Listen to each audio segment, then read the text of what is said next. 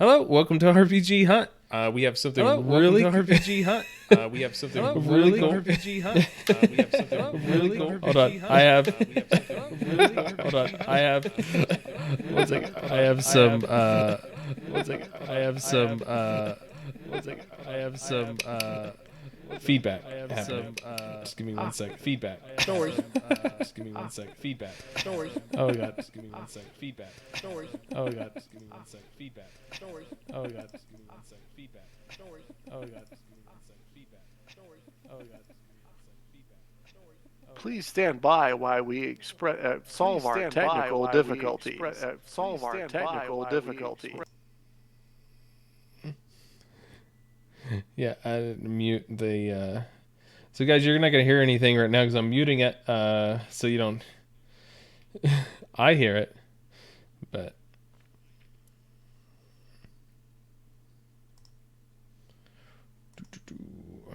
We go there. Oh my god.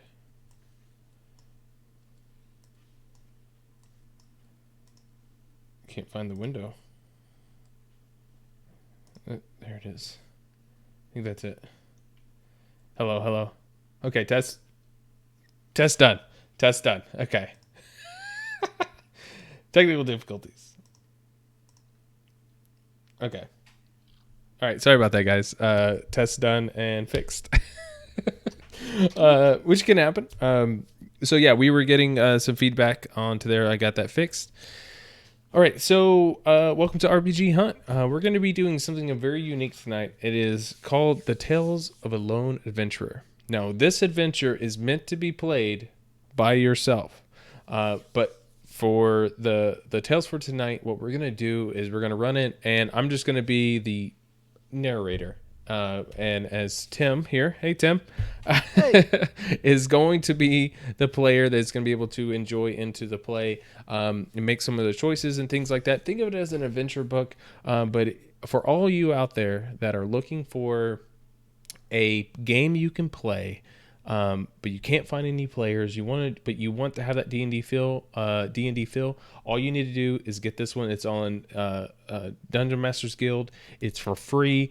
And it's kind of like those old adventure books for the older folks that are in like my age. Those that have this much white in their beard. Right. The choose your own adventure books. Choose your own adventure books. You used to read it and it says, if you want to go this path, go to page 12. If you want to go this path, you go to page 10. So on and so forth. And you go through the story that way, which means that it has so many different algorithmic ways that you can complete this adventure. Through here, you can actually just play by yourself. All you need to have is some dice, the player's handbook, and if you don't have a player's handbook, that's perfectly fine. This one also works with the free player's handbook that is on D&D and Beyond. So you can definitely go through that way as well. And you can just print it off or whatever you can. Adventurer's Guide, something like that. But if you already have a player's handbook, that's great. And that's what this adventure is for someone that is wanting to play. They don't have anybody to play, but they need to get that D&D itch out of them. And this is what's going to get you there.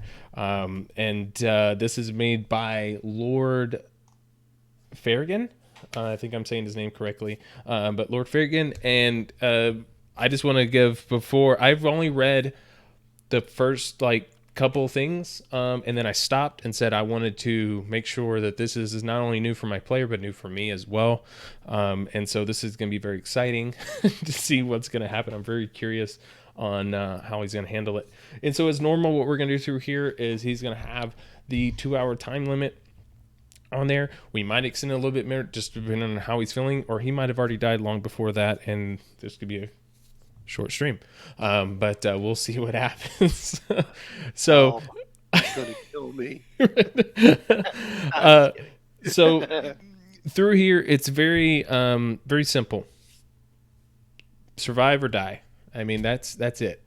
In this one here, it will take you from level 1 to level 3, and you can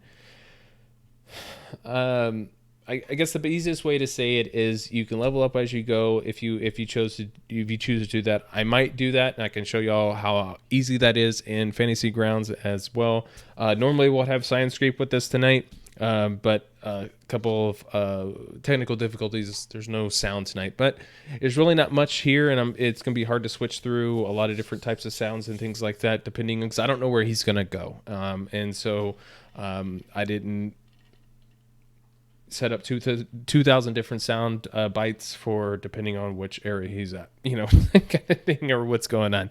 We're a high quality channel here, right. So if we can't do it high quality, we're not going to do it at all. Right, exactly. Yeah, that's the spin, right?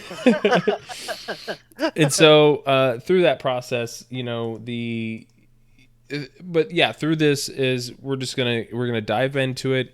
We're gonna give 2 hours. Now we might get on the 2 hour mark, and if I'm open to it, but if he wants to stay a little bit longer, we're willing to do that, because we had no prep for this, because there is no prep for this, and which I will indicate in the review. So this will only be as always, you check us on YouTube. Everything I load up to YouTube, you'll be able to check out for replayability, looking at my review onto it and what I thought of it. But we'll see if my idea of this changes after we get started. I just want to do one thing real quick before we get started. Let me... We might want to shout out, let people know they could subscribe. Oh yeah, definitely subscribe. Hit subscribe here so you know when I go live, as well as on the YouTube. You just search on YouTube. We're not big enough yet to have the YouTube's, youtube.com/RPG Hunt. But we want to get bigger in there, so it's going to be all these random notifications. But if you just look on YouTube as RPG Hunt, you'll see us pop up, and you'll see all the previous streams. The prep that I do every week, as well as the live stream that I'll uploaded on there, as well as the review and what I think of it. And keep in mind, this is typically for new DMs that are maybe have been DMing for a short amount of time, just like me, and are learning the process and learning into Fantasy Grounds and learning. So through they want this to expand. They want to expand their skill set and approach new ideas, new concepts. That's sometimes just doing it over and over and over again is great, because you learn more, and then you start figuring out what works for you, and then you figured out that you could have done that 10 steps quicker. And so that's the idea of this. And part of this is I've come in through here is learning and things like that, becoming more adventurous into the D&D, and as DMing, like, you don't have to follow the path. There's different options, and that's why sandboxes and all this kind of stuff is interesting. This one is a little bit different. This is kind of a linear, but not linear. It's very interesting, and I'm excited to see what happens. Let's call it winding linear. Right. Loopy linear. Quick that I'll remind at the end of the stream, just one quick note is that we will not be streaming next week, with being Wednesday, the day before Thanksgiving. I have too much to do. That's not going to be possible, but we have the week after, we'll be back, and we have something really big and really cool in store, and we will looking at 4 players, including Tim, hopefully. But we're looking at 4 players, which I would really love and to be there. But we'll see next week and see as we go, and then when we stream it, we'll see what happens. I just want to fix Tim's window here, because he is hidden by his face, and he's got a beautiful face. So hi.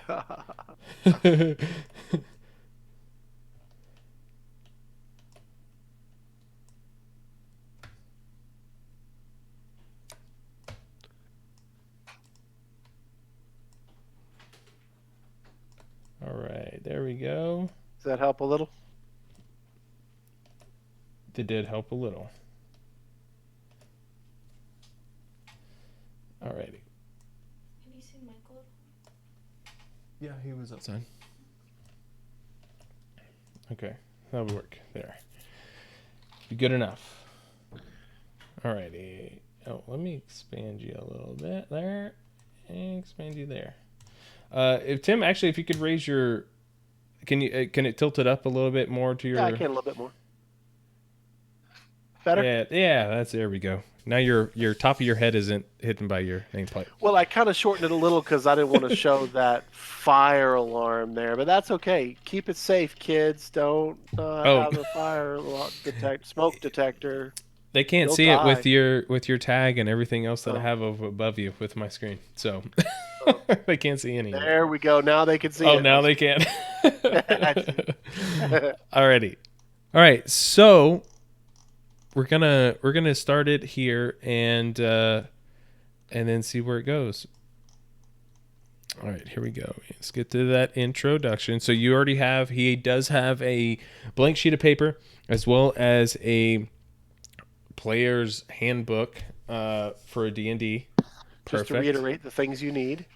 You need one of these. Yeah, and the player's handbook is not necessary. Like I said, if you have D&D, if you have D&D Beyond subscription, you have that. But also the free adventure guide and things like that. These things are very simple. This is for level 1, which he's playing his paladin that you saw him play last week. But Otto Ramshunkle. Yeah, that's correct.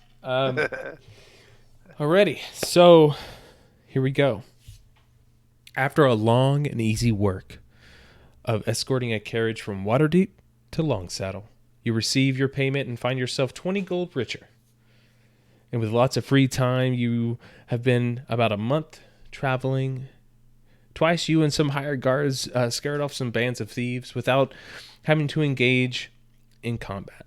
It's late and you're sore all over from rough and prolonged trip through the long road, so you found your way to the local inn, the Gilded Horseshoe.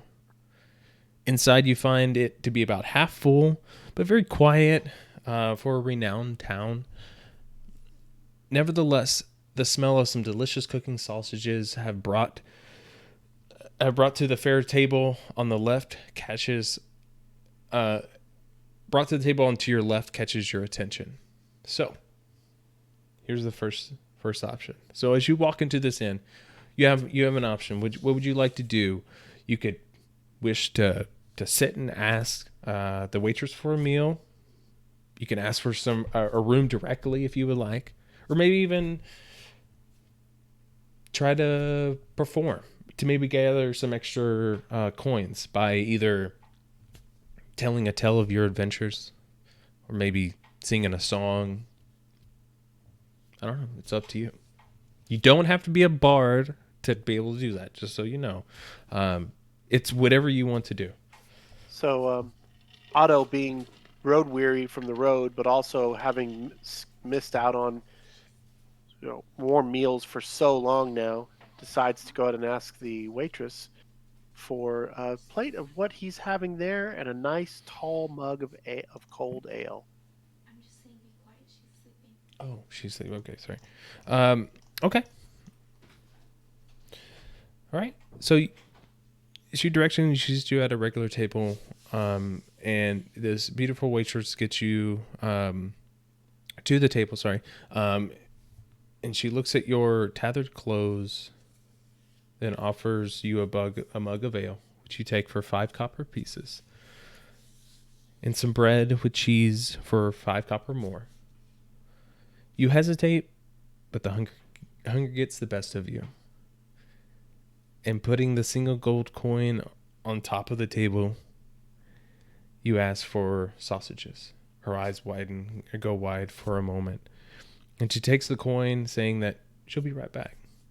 After a few minutes, she returns with a small barrel of about a gallon of ale in a mug. She puts them on the table, goes back to the kitchen. Not long after, she reappears with a full plate of sausage just made and a loaf of black bread. She says gleefully, "Mind the tusks," and then leaves. You know for certain that 1 gold coin is worth about twice this much, but the food is great and the ale is refreshing. Soon you forget about the money and enjoy the evening meal. Now lies the problem: where to sleep. So in the bar, cleaning up some glasses, is the owner of the place. He looks at you and says, "Traveler, huh? Do you need a room for the night?" You nod slowly. 3 silver for a bed. 3 silver for a bed in a shared room. 5, and you get the best room the likes of you've ever seen. Take it or leave it. Seeing as the man leaves, no space for haggling. You would pay the 5 silver pieces. Also, you ask for a bath, and you pay 1 silver piece. More for the hot water. He takes the coins and gives you a key. Our maid will be there shortly with your water. The number on the key is the one of your room. Good evening. After half an hour, the maid gets in with 2 buckets of hot water, fills the tub, and leaves with a bow. After a deserved bath, you clean your clothes as best as you can with the water and go to sleep. You dream with sausages and ale. You are not sure why, but you pick a half-eaten tusk from your teeth before the dream and the meal in it is over. So what I would like you to do now. So just a quick thing here. There's moments for in this. There's some things that are just going to happen the way it is. From your choices, these will what happen. Not every moment is going to have an option. And so from here, what I need you to do is I need you to make a perception check. All right, I want to make one point of clarity first before I do that. Mm-hmm. I started with 5 gold, but then you mentioned that I got 20 gold for doing the caravan run. So that meant I started with 25 gold? Yeah, that is correct. Okay. And then I broke that gold for the silver. So all that silver you mentioned would have been 1 gold with a little bit of silver left over. But also I spent 1 gold for the food. So that means I should have 23 gold now. Yeah, and some of the things were some roughly 23 and I then some odd change. I would have tipped generously because I'm rolling in the cash, right? Yeah. I mean, at this point, was what has kind of happened is it was 1 silver, like 5 silver pieces for your own room, and then with a hot bath, so you got 6 silver pieces. Okay. And then you got a mug of ale for 5 copper, and then some bread and cheese for 5 copper, and the sausages.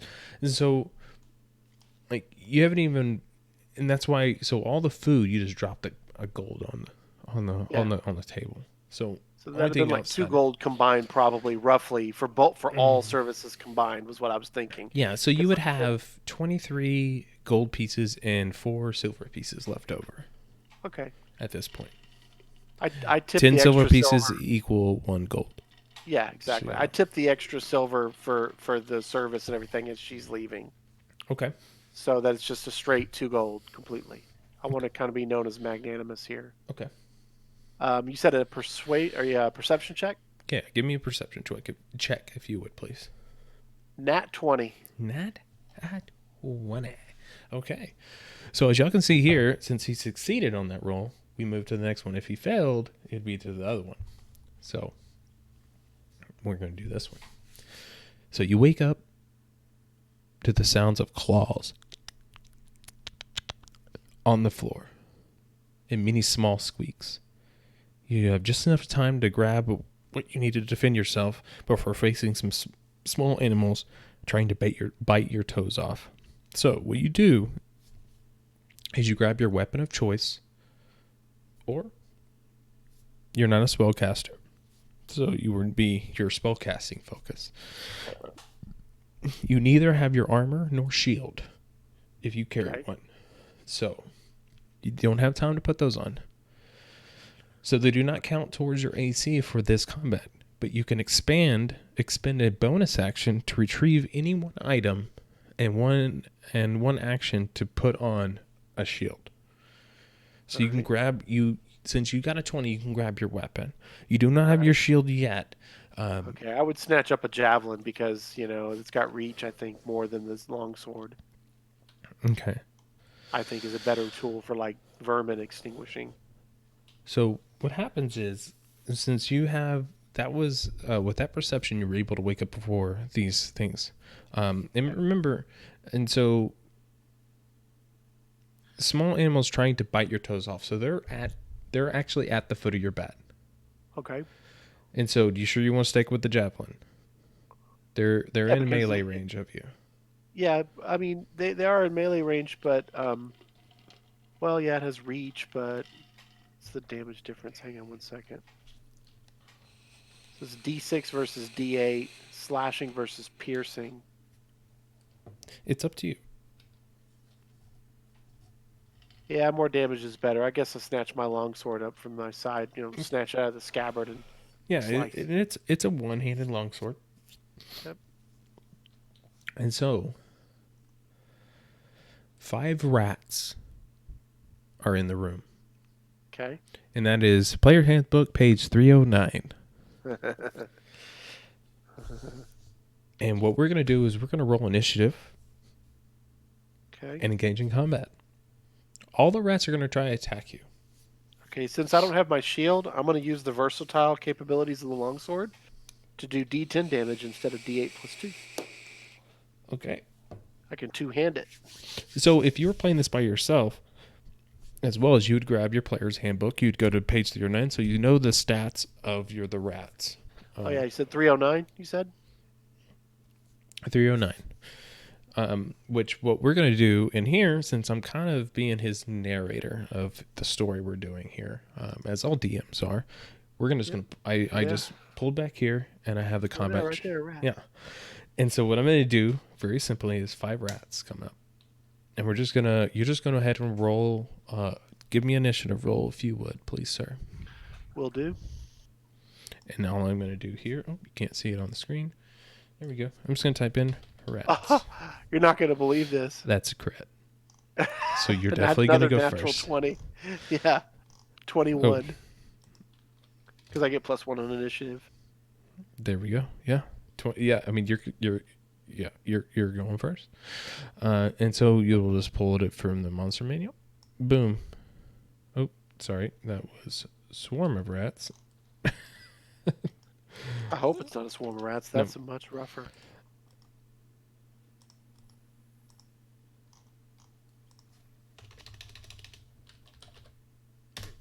I put rats instead of just rat. So okay. Okay. All right. Okay. That is good. But now there's 5 of them. We know that. So I'm not going to do this for everything. You're seeing it here. And so we're going to just do it once. That essentially from the monster manual.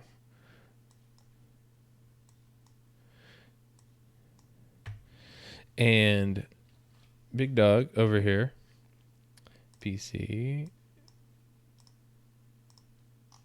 has rolled a 21 into initiative. So you go first, sir. You have 5 rats coming to nibble at your hands. Okay, a 22 for strike. I'm pretty sure that hits. Yeah. So we're here. Actually, I want people to be able to see this. So yeah, that hits. Okay. And I don't think there's any point looking at their hit points here to worry about being two-handed, but I'm just going to go do the D10 plus 1 just for grins there. That's a 10 damage. Oh no! Yeah, you kill the first rat. And what I'm going to do with that crit, and this is where you can play with the stuff and manipulate rules. You improvise. You critted. Make a second attack to another rat. All right. A 16. 16. That hits. Very easy. And 11 damage. No, 12 damage. Yeah, that kills the second rat. Max damage. Right. So all right, with that crit, down, obviously he's got to be able to, as he's pulling back, I mean, they're coming at him. He saw them coming. He perceived them coming. Not only did he perceive them coming, then he critted on the initiative. We're going to do that. We want those crits to feel it means something. All right. With the double crit right in a row, that's how I'm going to run that. All right. So it's the rat's turn. So the rat is going to make a... Oh, do I get a bonus action to do something? Do you have a bonus action ability? You said something about that earlier is why I said that. Level 1. Remember you're level 1. So typically a fighter has a rogue is one of the few people. Level 1, very few. I'm giving you a bonus action because you crit it. I'm giving Oh, you an that's what you're extra saying was a attack. bonus action. Okay, go on. Your turn. So And to hit me would be AC 11. 11. That's correct. 11. Yeah, I got +1 on my deck, so. Boom. First one goes at you. It didn't hit you. There's 3 left. All right. All right. Two more attacks. Come on, dice. Don't fail me now. 1 hit you. 2 hit you. 1's a crit. Okay. All right. Okay. So what we're gonna do here, the bite attack is. Oh, actually, so you take 3 points of piercing damage. Okay. Because these rats don't do anything but 1 point of damage. So you did. Not but a piercing. So one hits you, gives scratch. you a scratch. The other one hits you and gives you, since he critted, and how I run the rules, and the same way for him. When you crit, you do double damage. You critted on things that give you the extra roll, but you did not crit your hit roll. Okay. I got a crit on my attack roll, and so you always double the damage, not the modifier, but the dice roll. And since these are small and things like that, their damage is already set in place. I can modify rules, call it a day. So you got 3 points of damage. Okay, you're up. Longsword. 11. Hits. Okay, let's see.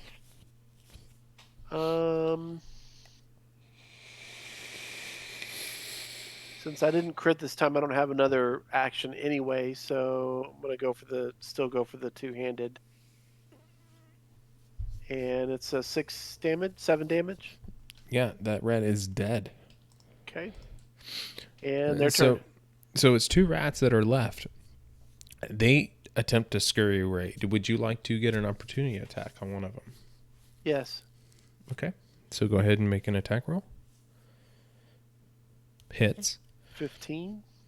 And this is one-handed, so Yeah. 6 damage. Killed it.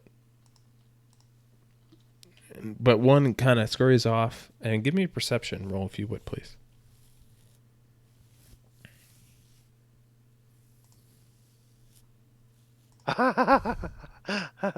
Auto fail.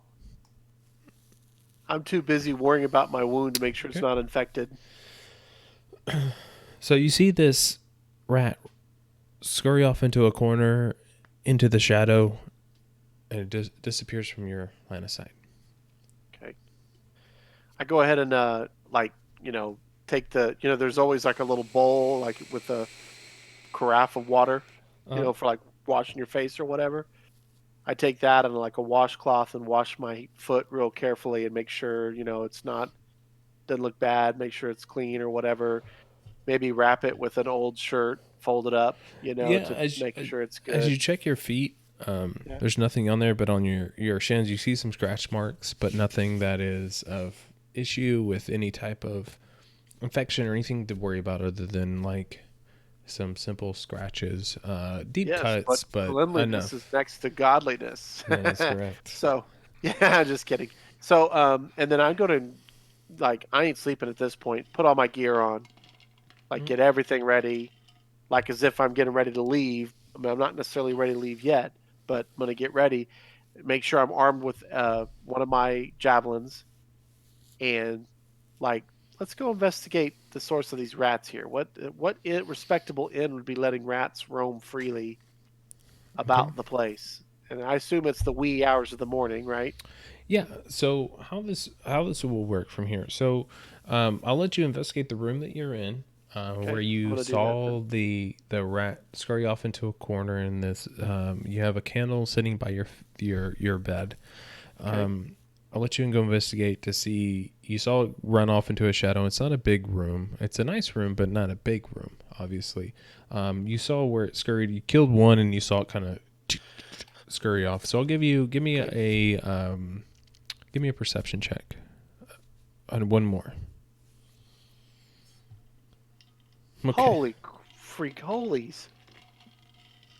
I mean, everything you're checking around is dumbfounded. And as you're looking around, you feel this thing hit on your armor. Okay. And I don't think it's gonna, not a chance. So this little rat Tries to bite me. that where it tries to grab up on you. Can I curb stomp it? Yeah, you can do whatever you want. Just hit. I'm going to do a normal longsword roll to attack because it's an unarmed attack, but I don't have unarmed attack on the sheet. Yeah, no. 24. You go over and you see Crit. that one little rat that Crit. ran away, and you move your foot over and just grind your heel into it and just smash this rat. Okay. Okay. Take the bowl that normal. Oh well, I'm sorry. This is not that sort of adventure, is it? Go ahead. That's correct. So it is Sorry. is I'm open too used but to just limited. telling you the next thing I would do. Right. So it is semi-limited but not limited. So I get it. Go ahead. it's removing all of those questions. Okay. Yep, it's the purplish choices. So we defeated the rats, and then he did. So we're gonna just. So you gain 60 experience points, which means nothing. But regardless of how many rats you slaughter, right? But you actually end up killing them all. Okay. You think to yourself that this is not what you paid for. The rats, during this process, ate all your rations before they started eating you. Vermin. Yeah. You gather your things, which you've already done. Yep. And you try to get a good sleep on what you have left of a night after tending to your wounds. So you take a long rest. So any wounds that you've taken are fully done at this point. Well, I've got wounds now because they took them after I rested, right? Oh no, you are now taken. They attacked you early in. Oh, okay. So now you feel, especially after you kill the last one, you feel pretty confident now. But you're probably going to sleep in your full armor, just to make sure. Yeah. But you're still going to get a long rest, just like you would do. You came to an inn to get some good sleep. You got some bullshit, and now you're here. Right? Yeah. So you take your long rest and you wake up. After already getting dressed, you go down. Since you're already dressed, you go down to get something to eat. All the while thinking that something seriously is wrong with this place. The owner sees you and sees some of the healing bite marks on your shin. And he says, "I'm sorry for all the problems. You see, it's the sewers. They are full and haunted by something. I'll get you some breakfast on the house." You eat. Oh, go ahead. Yeah, you eat slowly. It's an impulse. I'm going to have to fight that probably all night. I'm sorry. And keep in mind, guys, remember that this is a lot of times. This is why this one's so good, well done on being by yourself, because he's impulsing on talking to the DM, and is where I'm just the narrator in his story that he's already, instead of him reading it, I'm reading it to him. You eat slowly.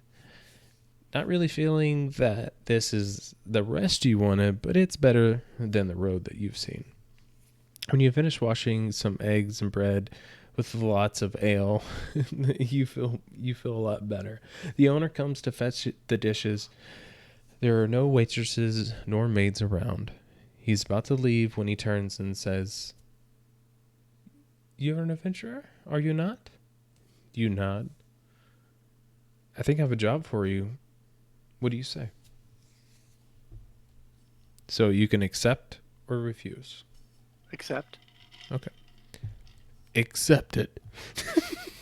Well, a good player always takes the hooks the DM throws out there. Right. If there's something that that can lead to more exploration of the concept and the adventure. In this case, that's a really blatant hook.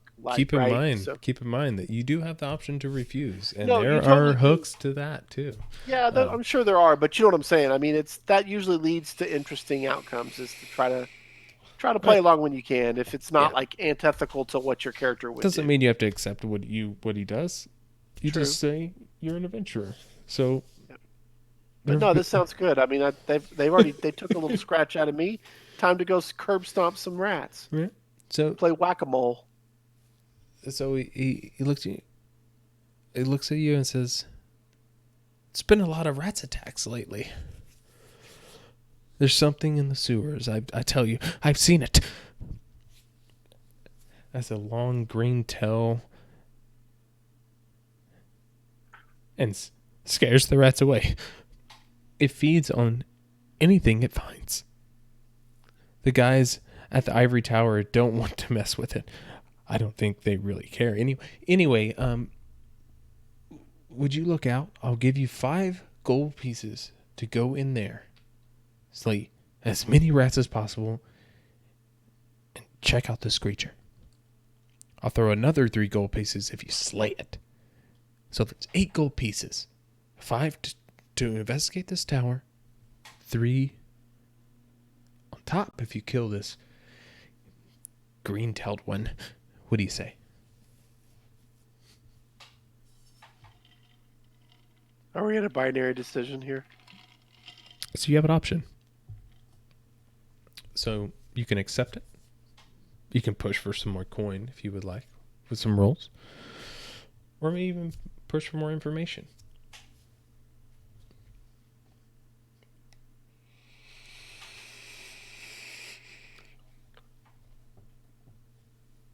I like to do a little bit of research before I go into situations so that I don't go in there unawares in case I might need extra equipment or some extra information about whatever it is that I might be dealing with. Do you know if anyone knows anything about it or has claimed to know anything about it? Okay, make an insight check for me. Well, you're pushing for more information. You're trying to see if he is being honest, and as you can see on there, everyone can see his rolls onto there. Boom. Okay. Feast or famine in this game today, man. Jeez. So as you can see, and to hear, everyone can see on the stream here that he succeeded into getting some insight. I have not read past this. This is when I stopped because it was interesting, and I said, you know what? I want to be fun within this adventure as much as he's going to have. So let's venture this next page, or this other thing. So he succeeded. So we're going to go down to here. See that? So you're almost playing the character for combat, but outside the character, when you're doing these things, you're almost being a third person into it. You inside a check on him, and so your character says, "You're not telling me the whole story, old man. You say I don't make deals without knowing what I'm getting into." The owners frown for a second, then adds, Okay, you got me. I know what that thing is. It's some kind of reptile. It got loose from one of those insane wizards at the ivory tower. I complain those Harples don't care of anything unless it distracts them from their work. Longsaddle's a small town. Our peace is due to those guys, and so there's no way I'm telling them. There's no way I'm telling on them to the mayor. Please help us. This is getting out of hand. I'll give you a feast when you return, and if you do hunt this creature, I'll cook it for you. Deal? And he's telling you 100% honesty there. Okay, fair enough. Deal. Okay. So you do have an option to refuse or reject him, or accept or to refuse him. No, I'm gonna accept. Okay, so you accept. This way lies adventure. Oh, sure. You say, you got yourself a deal. Thank you. Thank you. Thank you, he says. There's an entry to the sewer behind the kitchen. If you need anything, head to Arkham. He sells weapons and armors. Just 2 blocks from here. Also, he might like to see what Luca has. She's mad at as a goat, but has lots of good adventuring stuff. Say that I sent you. She might give you a discount. Good luck. Oh, before you leave, if you need anything the Wizards needs, head to the Ivory Tower. Do not say I sent you. So, you have a few options here. You can go to the sewers. You can go to Arkham store, that sells weapons and armor. You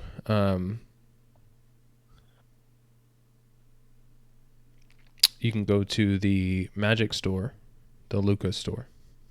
I think I want to go there. Or if you want to visit the Ivory Tower.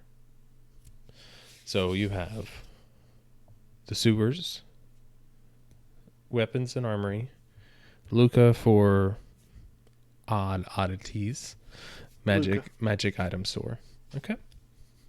Or the Wizard Tower. Okay.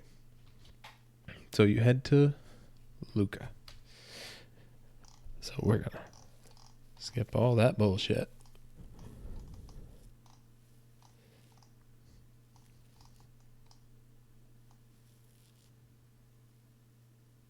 Okay.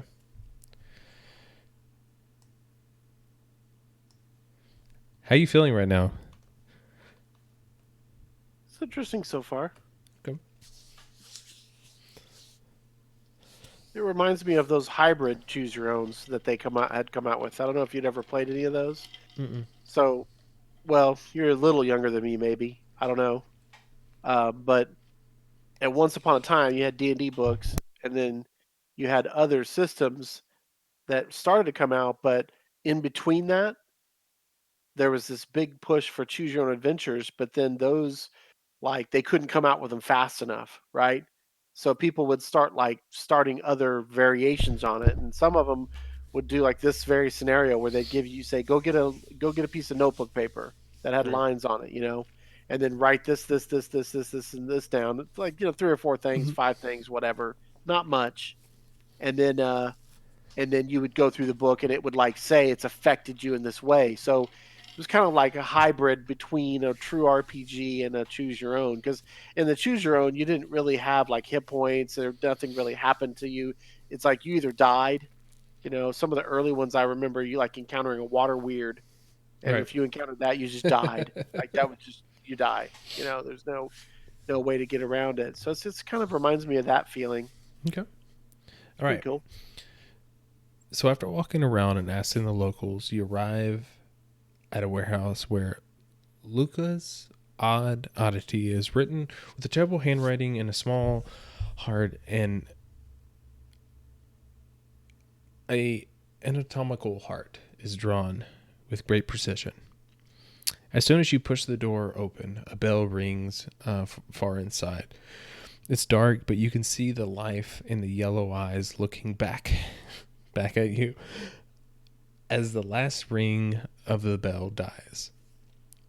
Lights come to life immediately, and you find yourself face to face with a cat-like entity that you swear was many feet further away when you saw its eyes. Well. This sounds...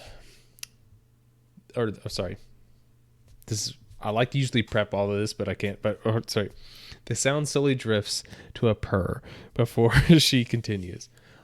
Well, having a trembling adventure here comes to seek the realities that we have.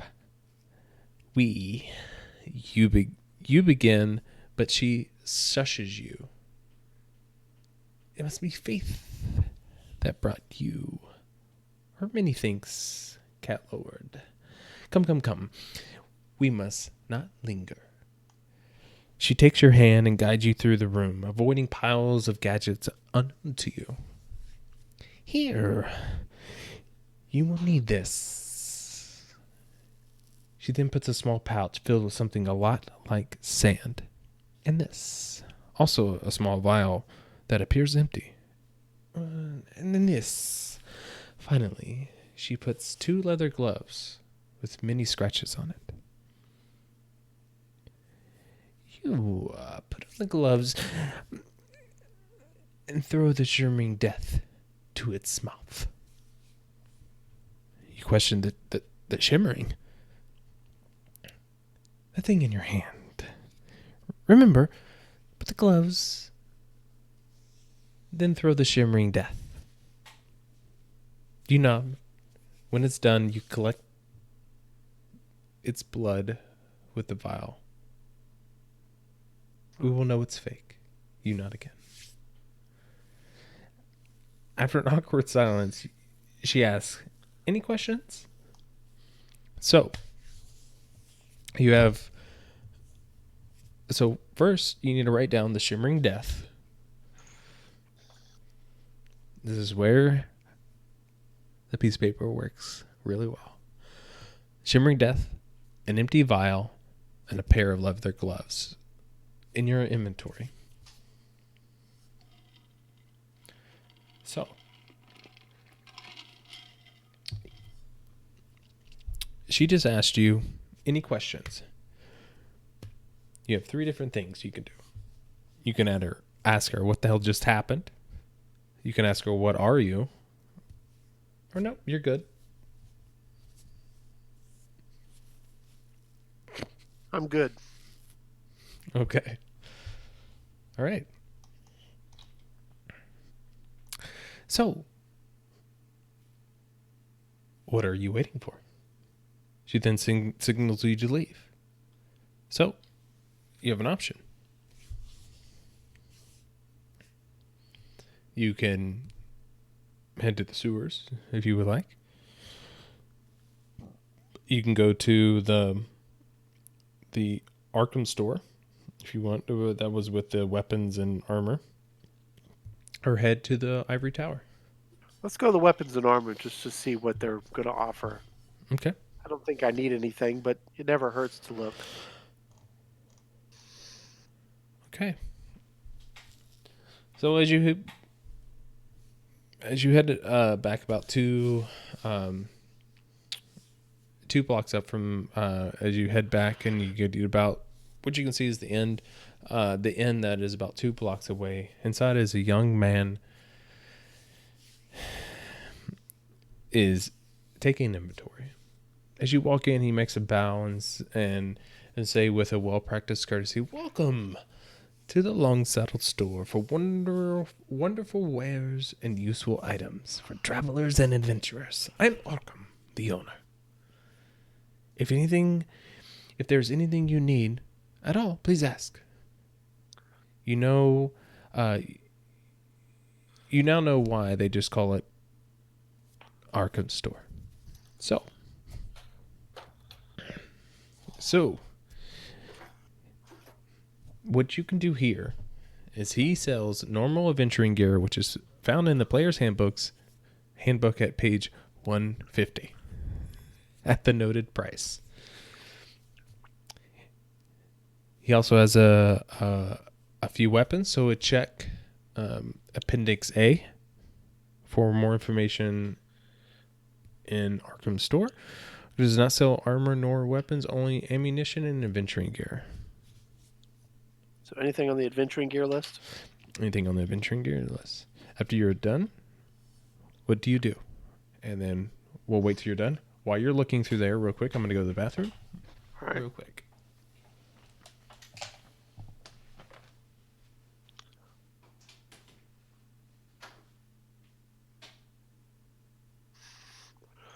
Okay, so now that he's gone, we can talk about him again, like we did the last time.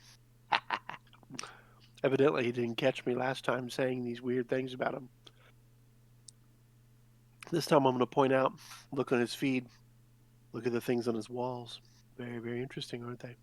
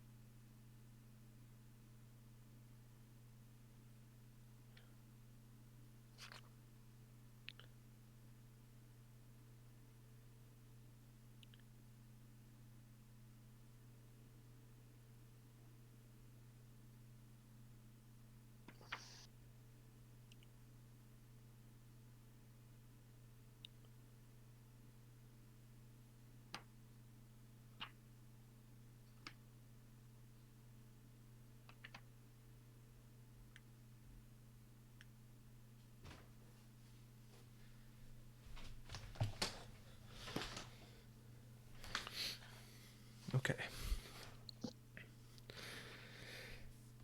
All right. 5 torches. 5 torches. Okay. Take those out of your gold and everything. I'm not going to double check or do any of that. Yeah, it's 5 copper, so big deal. Okay. So you have actually an option.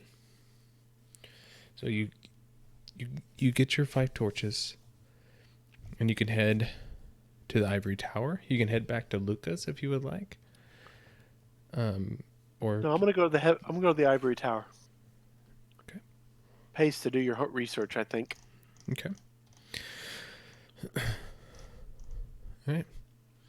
So you head back down the thoroughfare and you see the tower heading in there. And as you arrive, the ivory tower, it is indeed a tower made of pure ivory. Or so it seems. Although at a closer inspection you may reveal otherwise. The main entrance is closed, but a smaller entrance with a sign, Store and Magician Supplies, is about 20 feet to the east. Inside is a bored clerk. Before you can ask, he hands over a file with tied papers that appears to be the inventory. So,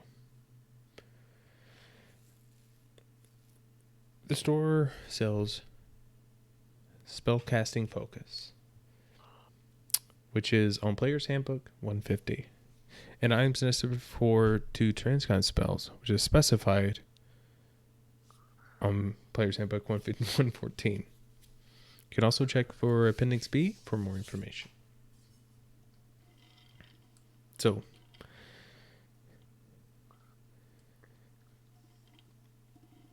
Thank him for his time and head back to the tavern.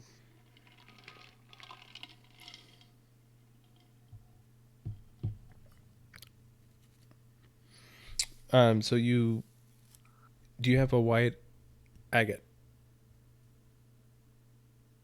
If you don't have My it, inventory? I don't know. No, I do not. So you don't have it.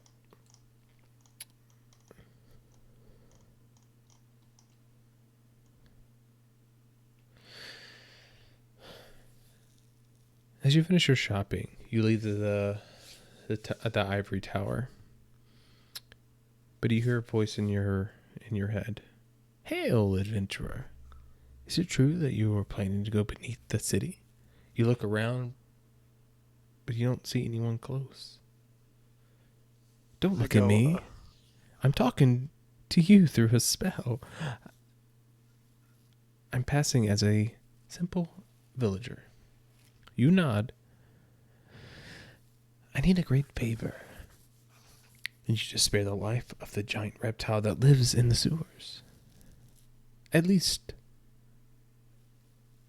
one of them. It looks like a constrictor, but it's a young apprentice that failed his polymorph lesson. I might be responsible a little for his current state. If you would, it would mean the world to me if you could help me get him back. I'll give you a potion to throw at him if you see him. I'll give you one of my recent creations if you can save him. A small hand floating in the midair puts a black vial in your hand as the voice fades. Thank you.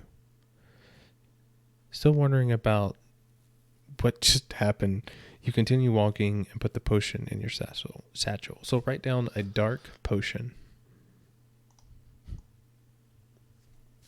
So you have the option. And you can head back to Luca's Odd Oddities, Arkham's store, or the sewers. Time for the sewers. All right. So you head to the sewers.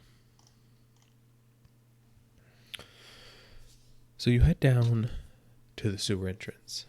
The smell of decay fills your nose as you move the solid metal circle that seals the fatigued gases inside.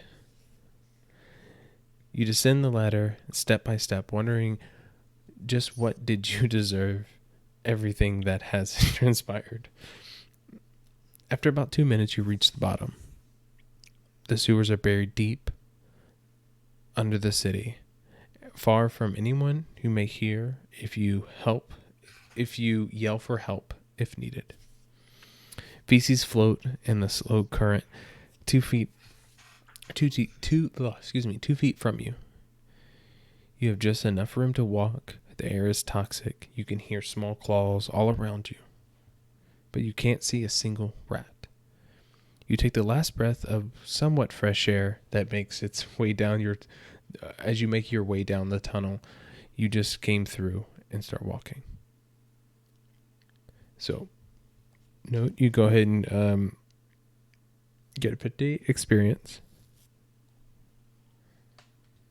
Just so you know, just for finishing the first chapter. So you've gone through the first chapter. It's 110 experience right there. Not that I'm counting or anything. Yeah.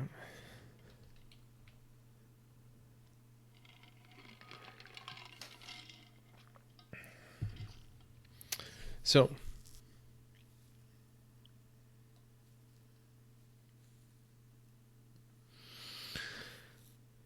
it's noted here. Remember, I'm your narrator, so I'm reading you everything. So during this second chapter, you should reach level 2. Whenever you reach 300 experience points, you will proceed to level up, and you will recover all of your hit points. Yeah, and expended hit that blah blah blah blah again. Yeah, which in Fantasy Grounds will show how leveling up works into this. So, if you do get past this next, so it's dark as you turn. As you pull out one of the torches you bought, you flicker it on. It doesn't take you long to find out that these sewers are a giant maze. Turn left, turn right. Collapse passages to the left and right. You even stumble upon a long forgotten prison cell. After a while, you reach. After a while walking, you reach and spit on the road ahead. What do? You can continue left. You continue right. You can stop and listen, or look for tracks. Stop and wait.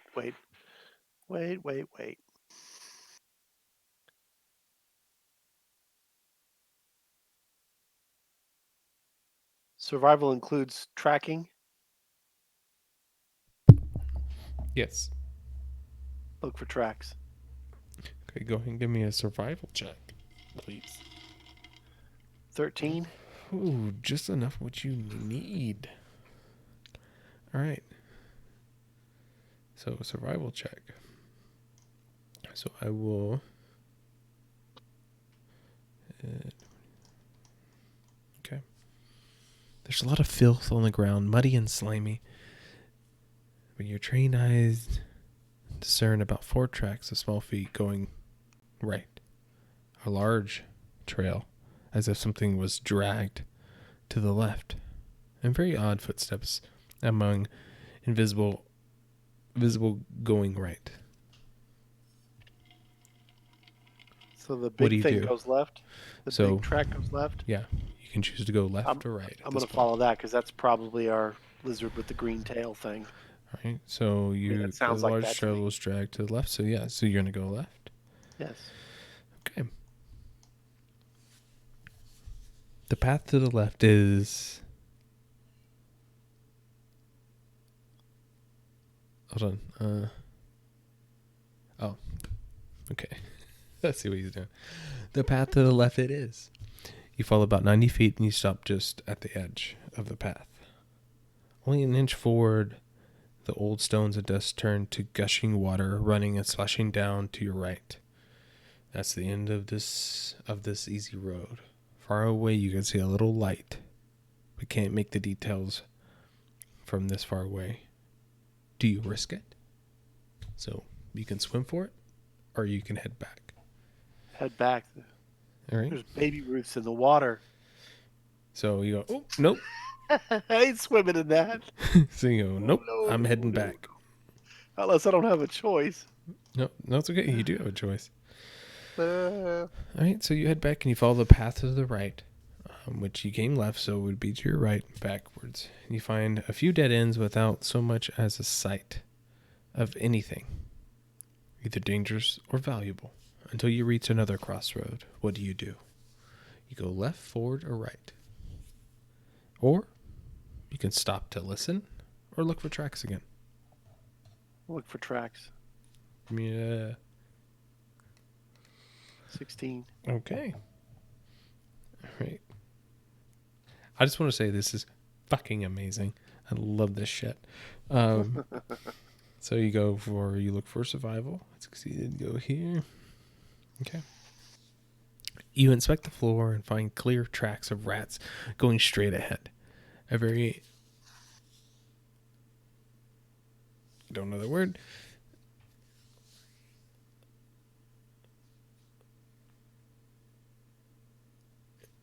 I do know the word. Imperceptible trace. I don't know if that's... That's the correct usage. Okay. Much like a slime trail. Meaning it's almost not visible. It's like imperceptible is just very slight. I had to cut out the other parts of it and got down to the source and then get into the other parts of it. And then I was like, I've never even used that word. Trace, but just like a slime trail, being dragged turns right. Following it with your eyes, you realize that the right path is shorter and a dead end. But you see something covered by a blanket in the wall. Something valuable. Maybe. What do you do? Do you turn left? Do you walk forward? Or do you turn right? So the rats went forward. So Rat trail went forward. the slime trail Went right. drags to the right. Now you realize that the right path is shorter and a dead end, but you see something covered by a blanket on the wall, something valuable, maybe. But where'd the rats go? You said there were rat tracks. Yeah. They went forward or they went left? Oh, sorry. You find clear right tracks that are going straight ahead. Now, Okay, I'm gonna go forward what then, is 'cause I'm also normally here to not wipe out seen? rats. Yeah, but what is normally not seen is the slime trail that goes to the right. Yeah, but I'm not going to follow that. So you want to follow the rat trail. Yeah, there's nothing worth slime. Okay. Slime is no So slimes. you want to go forward. You want to go forward, correct? Yeah, because that isn't a cover on the wall. That's a slime.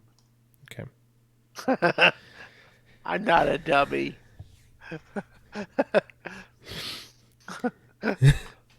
So Just because I'm an adventurer doesn't mean I have dummy on my forehead.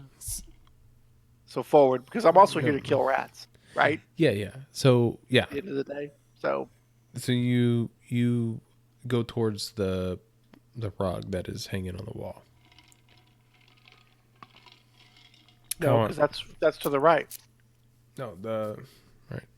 Make sure I'm making this clear. Oh God.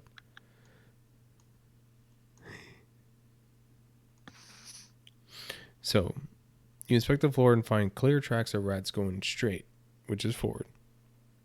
Yep. It's just a slime that's going to the right. Yep. The right path is shorter, but you also see something covered by a blanket on the wall. Something valuable, maybe. So I'm going forward, which You're going bypasses forward. that for now. I mean, I might come back to that, but Yeah, you might. maybe.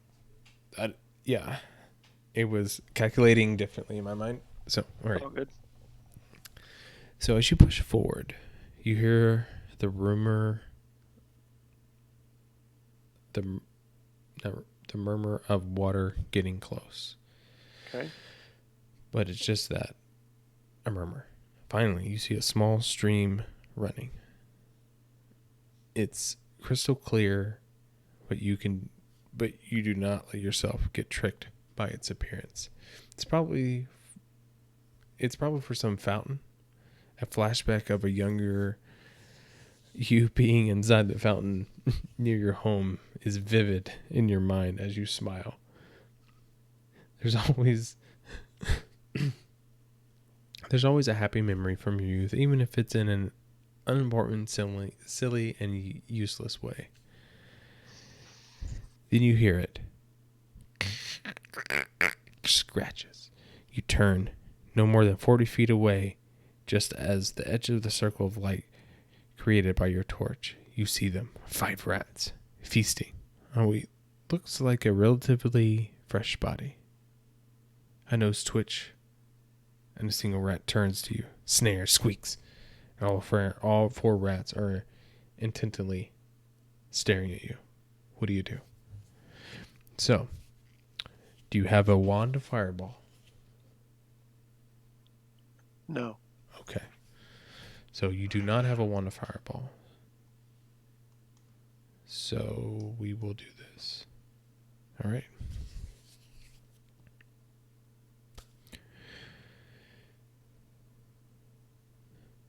Okay. Do you have dark vision? No. Okay. So you must hold, because you've been holding a torch as you came inside. So you must continue to hold a torch. Yes. So you're going to fight 5 rats again. Yep. But now you have armor. While doing so, you can only wear a one-handed weapon or versatile or no shield. Yeah, my shield's on my back. Yeah, and that's fine. So it's 17 AC instead of 18. Mm-hmm. So just so you know, a couple of things in this combat is you have disadvantage on ranged attacks.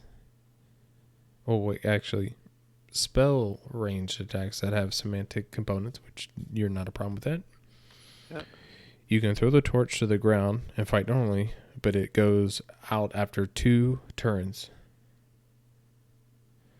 And fighting in the dark without dark vision implies you're suffering from blindness condition. So, just want to make sure you know the components to the fight. Yeah. All right. Yeah, 5 rats, 5 javelins. Coincidence? I think not. So you can drop, but you only can throw 1 javelin around. I know, but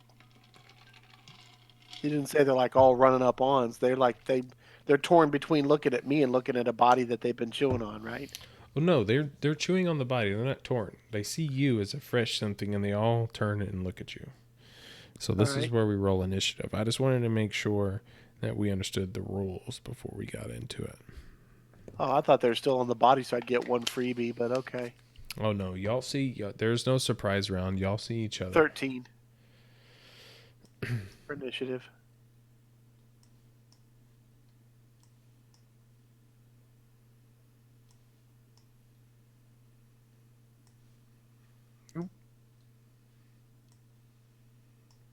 Okay. Fuck piece of shit. You go first. So these rats see you. 16. Are you attacking with a javelin? Throwing a javelin. Okay. And that's a one-handed thing you can do? Yep. Okay. So you have a javelin and a Torch. Yep. Yeah, that definitely hits. Okay. Yeah. 8 points of damage. Yeah. As you throw the javelin over at these things, it skewers one of them and they'll jump across. And then they come scattering towards you. Only if you would have critted. I would have given you 2 hits. Or 2, it would impale 2. You wouldn't have gotten a bonus action on that one just because you were doing an action. Just thought it would have been cool. Yep. But I get 1 more freebie on the ranged before they close. Because it's 40 feet and they only have 30 feet of movement, right? You know what? I can look it up. Well, it doesn't say how far they are away. Let me look. You said and see. 40 feet earlier. Uh, You said they were 40 feet away, just at the limit of the range of my torch. Yeah, their speed is only 20 feet, so I'm Yeah. gonna get two. I'm gonna get 2 rounds of javelin action before they even get close. oh god.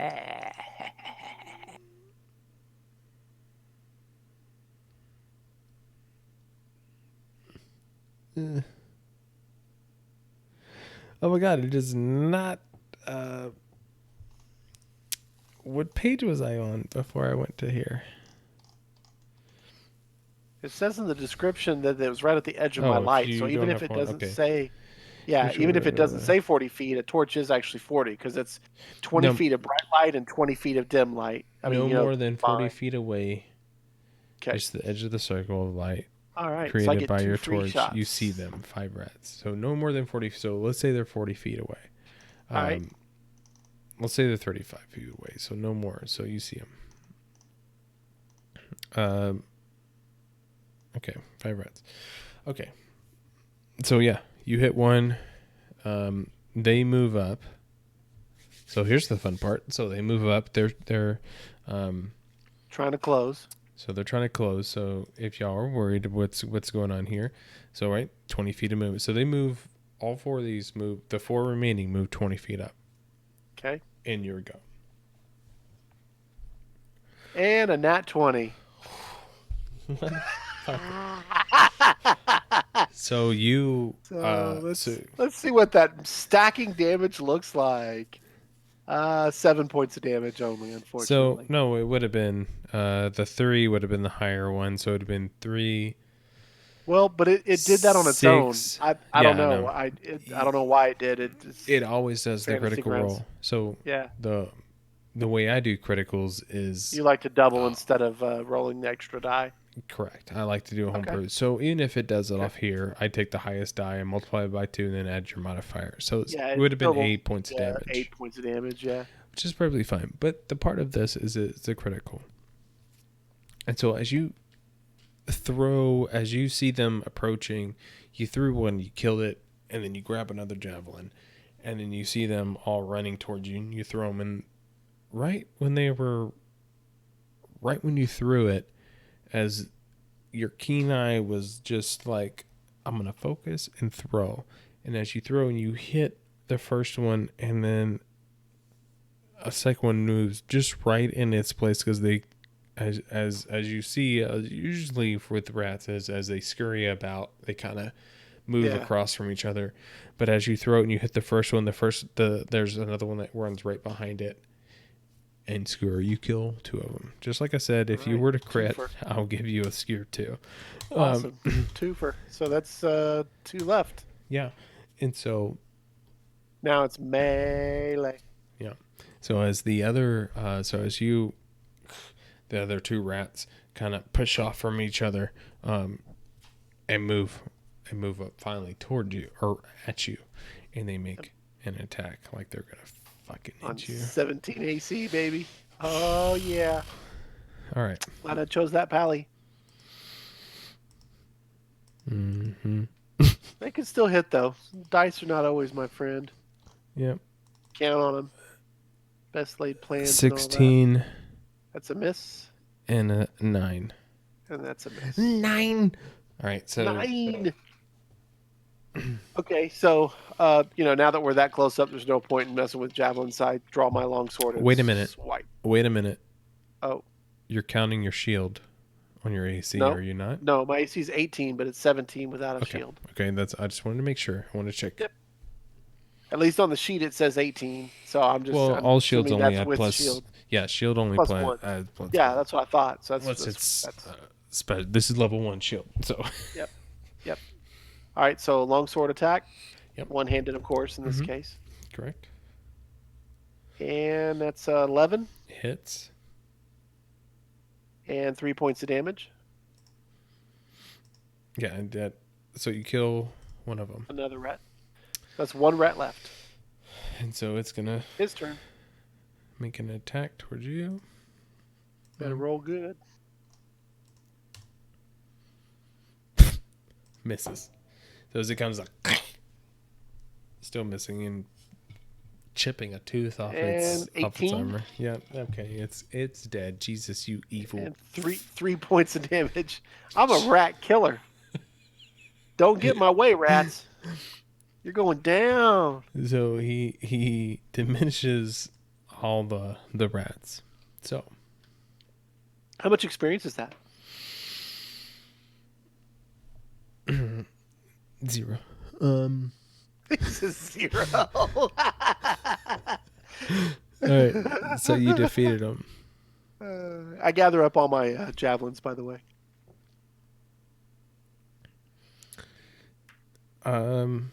Actually, yeah, you killed some. Actually, no, it's kind of doing like a very unique thing here. So you fight every last rat, feeling much more capable than you did that dreadful night that is soon to be known as the rat incident in years yet to come. You kicked him into the tree, into the stream with a satisfying splash sound for after each one. You close to the corpse, it has been bitten, torn apart, but hopefully there's still something left that could help you identify whom it is. You may take a short rest. No need. Right. Okay. So give me an investigation check here, if you would.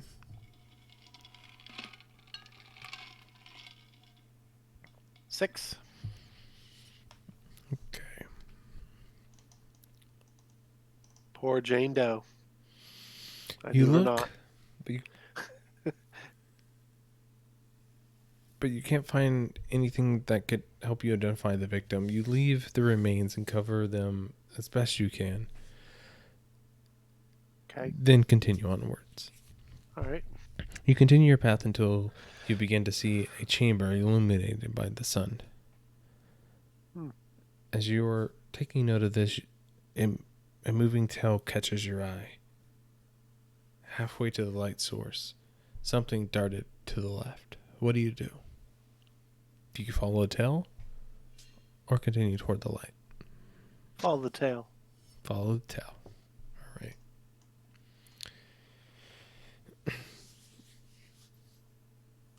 You quickly follow the tail. Each turn a little closer, it seems bigger and bigger. After 3 quick turns, you find the head. No body, just a long tail and a head. You are facing a constrictor, curled up in the corner, a dead rat in its gigantic jaws. What do you do? So, do you have so here it is. If you have a dark potion, you have an option. I do. If you have a It's shimmering I do. death and wish to use it, you can. No, dark potion. You want to go dark potion? Yep. Are you sure? Is that your final answer? Well, I mean, it was given to me by the wizard, and he said that I'm just fucking with you. I'm just fucking with you. But I think so. Yes, I'm gonna call a friend. Let's call Jacob in his delirious state and see what kind of random crap he says. Okay.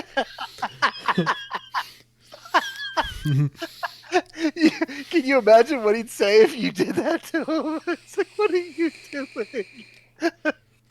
I'm dying, and you're calling me. So you have both. You have a dark potion and a shimmering death. Yep. And you wish if you were to wish to use the shimmering death, but you've chosen the dark potion. So Yes. we'll move. That seems like more like what a paladin would use.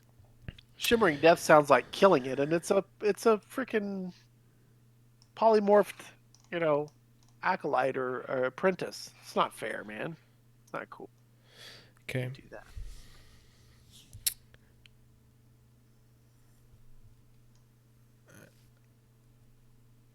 You stare intently at it, retrieving slowly the dark potion given to you by the strange wizard outside the tower.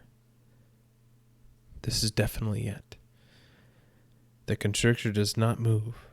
It drops the mouse, and you could swear that that's hope in those reptilian eyes. You show the vial, and it moves slowly, continuously towards you. You uncork it and offer the open. You offer the open end to it. It smells it. Take it gently with its mouth and face up, drinking the liquid. Then it gags, curls and stretches, and seemingly in pain. You start to wonder if maybe the wizard lied to you. All of a sudden, a pair of legs appears. Then the chest. Then the head.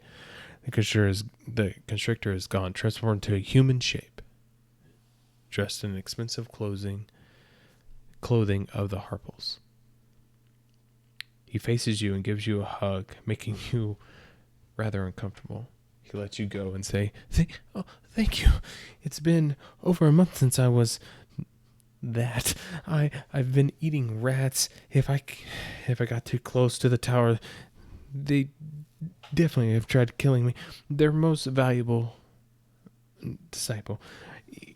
Even my master forgot about me. Actually, he gave me this potion." So you say, "Actually, he gave me this potion you just drank." "Really? So he didn't forget about me?" His eyes are filled with hope again. "Oh, I must thank him." He pauses.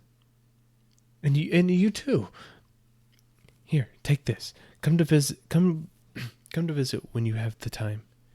And he hands you a small circle badge with Herpel's emblems drawn on it. "Thanks again." And he says, before waving in his hands and disappearing with a puff of purple smoke. Very Nightcrawler like. You take the emblem and return to the light you saw earlier. Happy with your deeds. So you receive 100 experience points. And then the Harple's Visitor Badge.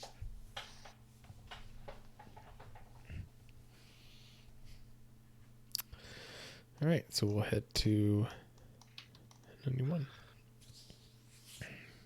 So you continue and find a chamber with tall ceilings. Water in the furthest wall from the left to right. The strong sound. There's a hole in the ceiling where sunlight and fresh air pours in. You hear a splashing sound and a large creature emerges from the water. It turns its head and sees you. Before you have time to think, the creature starts running towards you. Now, you have the Shimmering Death, do you not? I do. You still have it. You have almost no time to think, but the strong urge to go to your pocket quicks in. Then you remember the Shimmering Death. Make an intelligence saving throw, please. An intelligence saving throw? Mm-hmm. Dubstat. 9. 9. Okay. 9. 9. 9. Shout out You to got to get Critical. more Arnie in there. Yeah. 9. I every time I hear that, I hear a shout out to Critical Role. I love them.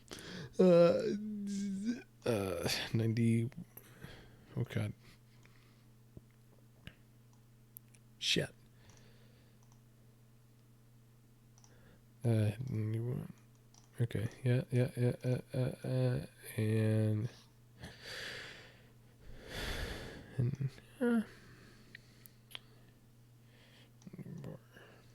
okay.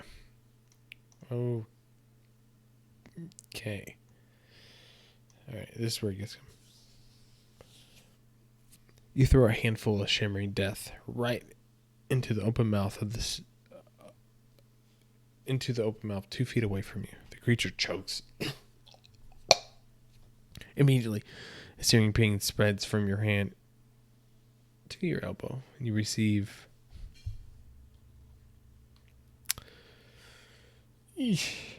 Oh, I didn't use the gloves. But it didn't give me a chance to use them. Oh, because if I'd have made my intelligence save, I'd have known to put the gloves on. Well, I'm not a wizard. I'm a pally. What's this one, right? That's a D12, I think. Yep. Yeah. Okay, yeah, that's a D8, a D10, D12. Okay. Yeah. All right, so you take 7 points of necrotic damage. Ouch. You fight a sewer alligator. Okay. It also receives. The sewer alligator also receives 1d12 plus 4. Come on, roll good. Yes. A nice well. pickup. Oh god, 11 plus Yes. plus 4 is 15. So Yes. so on here, NPCs, I should be able to look up sewer.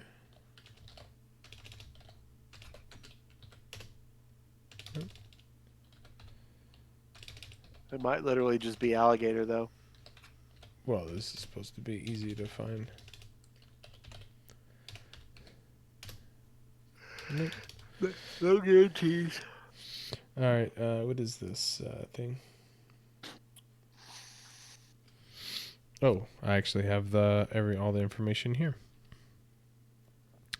So so it also hits it. So instead of only hitting it, it hits you, but also hits him as well. So, yes, more than likely, as you've stated, if you would have done the intelligence checks, you would put the gloves on first before you turn it on. But in this case, it didn't make. I panicked. You panicked, right? And everyone's like, "But if I would have known, blah blah blah." Yeah. Think about the time that you see a spider and you go to stomp trying to on come it. and eat you. Yeah, no, exactly. I think of it as a gator or a crocodile going, come, out of the water. You're like, hold on. oh crap. Well, hold on. What I always like to say is, think of a spider that you go to stomp and you just go stomp it because you see this big ass fucking spider, normal house spider, but you see it's a big ass spider, but then you stomp on it.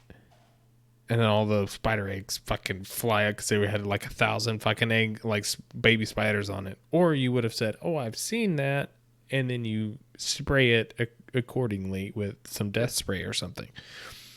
This is the same thing. In this scenario, you didn't have the damage. You did the damage, but you also took damage from it because you forgot to put your fucking gloves on. Fair enough. I love this. We're in combat now, though, right? Yes, you are definitely in combat. So. Initiative. How we're gonna do this, because I don't have alligator. Oh, there's crocodile. Crocodile's in the player's handbook.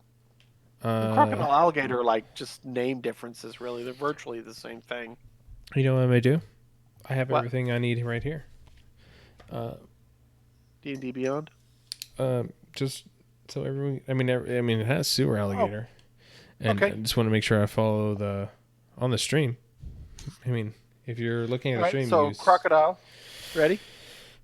Well, I have sewer. What's the armor class? 12. That's what crocodile says it is. Okay. Is it got sewer alligator in here? Literally? Probably not. No, it doesn't.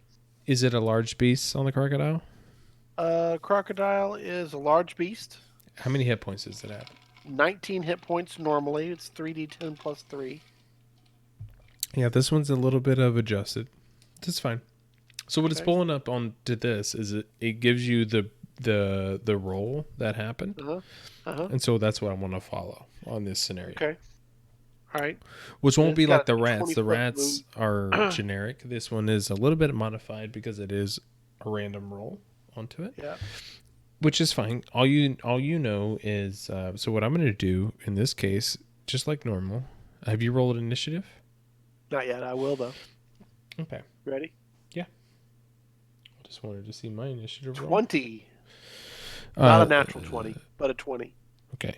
So you did hit it the thing did hit it for 15 hit points. Yep. So even if it's got quite a bit more than that, if I could score a couple of lucky shots on it, I should have it. We can hope. Okay.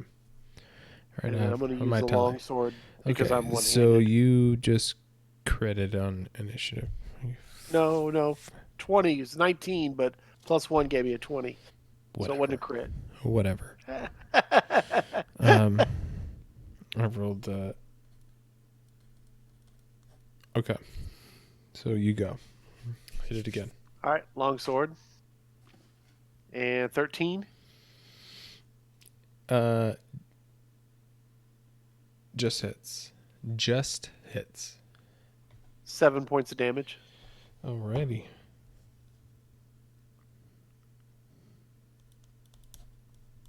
Okay.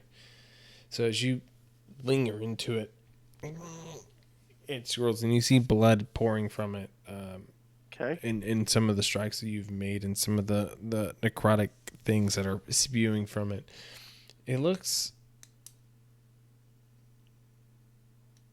hurt pretty well, but not like on the brink of dying.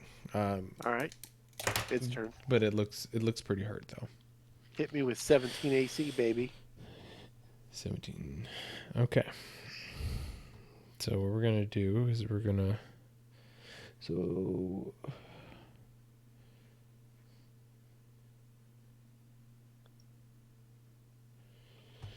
what do we do? What do we do?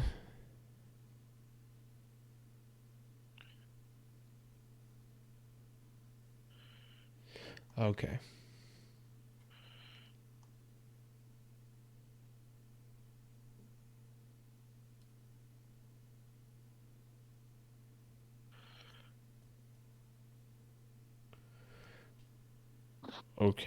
Okay. So it actually has specifics for the site. Okay.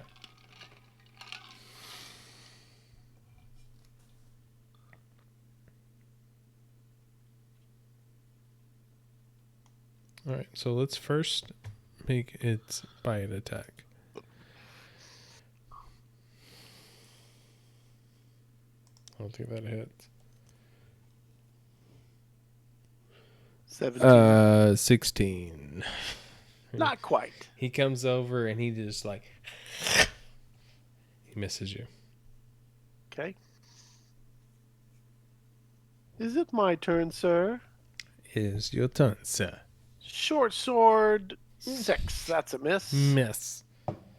Too busy like trying to like leap away from its like snapping. Yeah. You know, it's like, oh crap, don't bite my leg off. It goes to grapple you and rip, and he feeling like you moved your foot, and as he was moving his head, you sling your sword, and he just misses as well. All right, his turn again. And then he comes out another bite attack at you with a 16. Again, a miss. Oh, that's right. Same roll. Fuck. God damn it. And 21. Oh, that hits. And 5 points of damage. So you see the same movement that he did before. Yep. So I kind of prepped this time. You prep this time, and he snaps at you and rolls his head, and this time you went to the other side. And you slip across his, like, gash him across his eye and his nose. What you said? 5. 5 points of damage. Okay. Yep. I didn't roll very well, but that's okay. Okay. He's looking pretty. He's definitely looking hurt. All right, his turn again. Hit me with another 16, baby. No, let me do one better than that. Let me go with a 6. So as you do, you end up cutting out, like, you slash over one of his eyes, and so he's like not blinded, but one of his eyes is closed and he can still see it, and he So immediately he's goes. thrashing. Yeah, and I He's miss thrashing. him with a 6. You miss him. His So turn good. again. So you go and you miss him because he's thrashing around. Then he attacks back at you with the 10. He misses at you, and you slash back at him. 7. The 7. Dang it! Bad rolls, everybody. With the 15. 8. Dang it! Just giving him every chance to do more damage to me.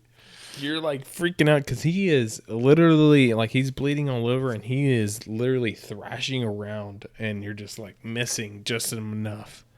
Okay. And a couple of times you've hit off his scales, but they just kind of like Not able to beat get it a up. shot because he's so frenzied. Another fucking clash at your leg, and you miss. 22. You finally find purchase. 10 points of damage. Jeez. Max result. Yes. Jesus. Yes. So I'll take it. So as you go do this, like perfect, like you've been timing every movement, and you've been Biding my slashing time just in for case, the right window, yeah. and then perfect purchase into this, and it shakes it off, but it is barely alive. Like it's its last gasp, and it's like, and it's coming at you.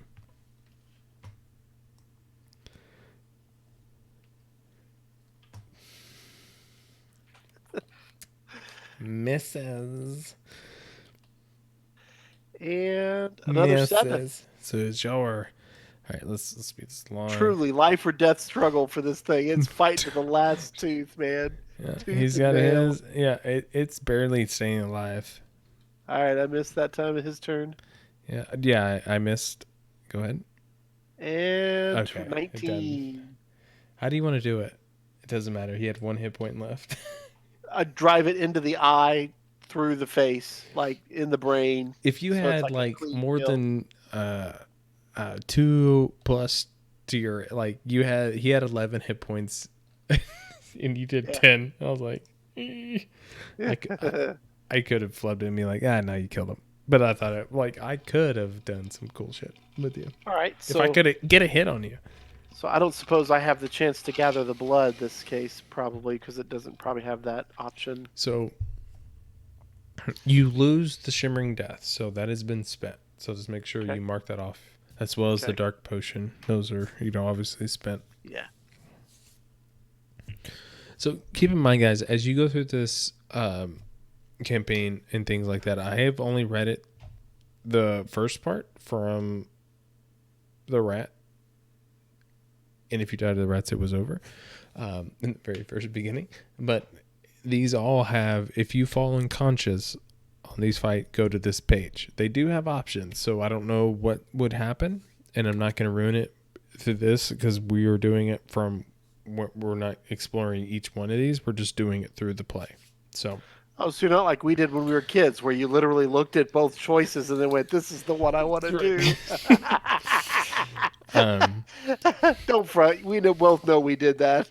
Oh yeah, no. So it says not the first time, but eventually, what I'm saying is, and here it says, if you defeat it, you go to this page. If you fall unconscious, go to this page. Interesting. Okay. So it might have something different than the rats before. It was like, I kicked his you're ass. done. People find your body, and My turn. You got rats running all around you. All right. So if you defeat it, so we're gonna go to this page. It was a fierce fight, but you managed to stand victorious. You try to take out the hide as best you can, and as a trophy, more than because it's value. So you receive 150 experience points. All right. And I believe that puts me over the top. You also receive an alligator's hide and an alligator's teeth.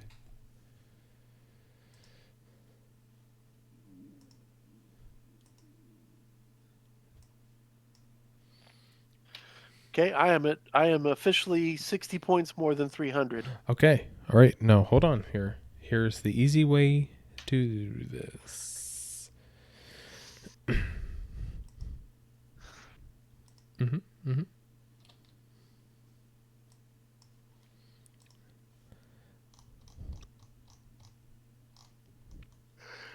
It's like, I don't see anything.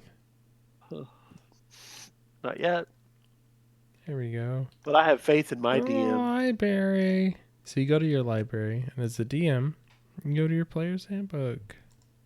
What's in here? Classes. And he is a paladin. What do I do? Boop boop ba doop ba doop ba doop. None of this matters. It's just whatever. But you, instead of just putting number 2, you take the paladin feat and you go over here and drop it. Now he's a proper paladin 2. Now he has a max health of 26. We automatically do the rolls. And now he has. You're fully. When you level, remember as it said. Oh, smite. Oh, yeah. Remember when you level, you're not wounded. You fully are healed. Like in a video game. Yeah. Yeah, I can already see it like going, wrong. Like the gold and the little plus goes over. Yeah, it happened when you killed the guy. Come on. Exactly, of course. But in pen and paper role-playing games in a traditional context, you should probably have to go through some kind of process to level. Yes, possibly. But in this scenario, that's not the way we're playing it. That's fine. The reason why they're playing it this way is because that way you go to fight, because if you want to do this one alone, you're doing it alone, you're following through a path, you're probably going to, every little tiny second, you can say, I just take a short rest. I take a short rest. So instead, what they did was they had you complete missions, quests, things like this. Complete things, killing things, getting experience, and then when you level, you get a free heal and get more experience. I deleted my spells. Sorry. Why did it let me do that? There weren't any spells in there, but I deleted that category. Let me see what you're talking about. Under actions, there was a bar for spells, but there were no spells listed in there. Because I was going to see what spells I had, because it said I had spell casting now. We have features. You have Divine Sense, Divine Smite, Fighting Style, Lay on Hands. And then spell casting down below, Rustic Hospitality. Actions.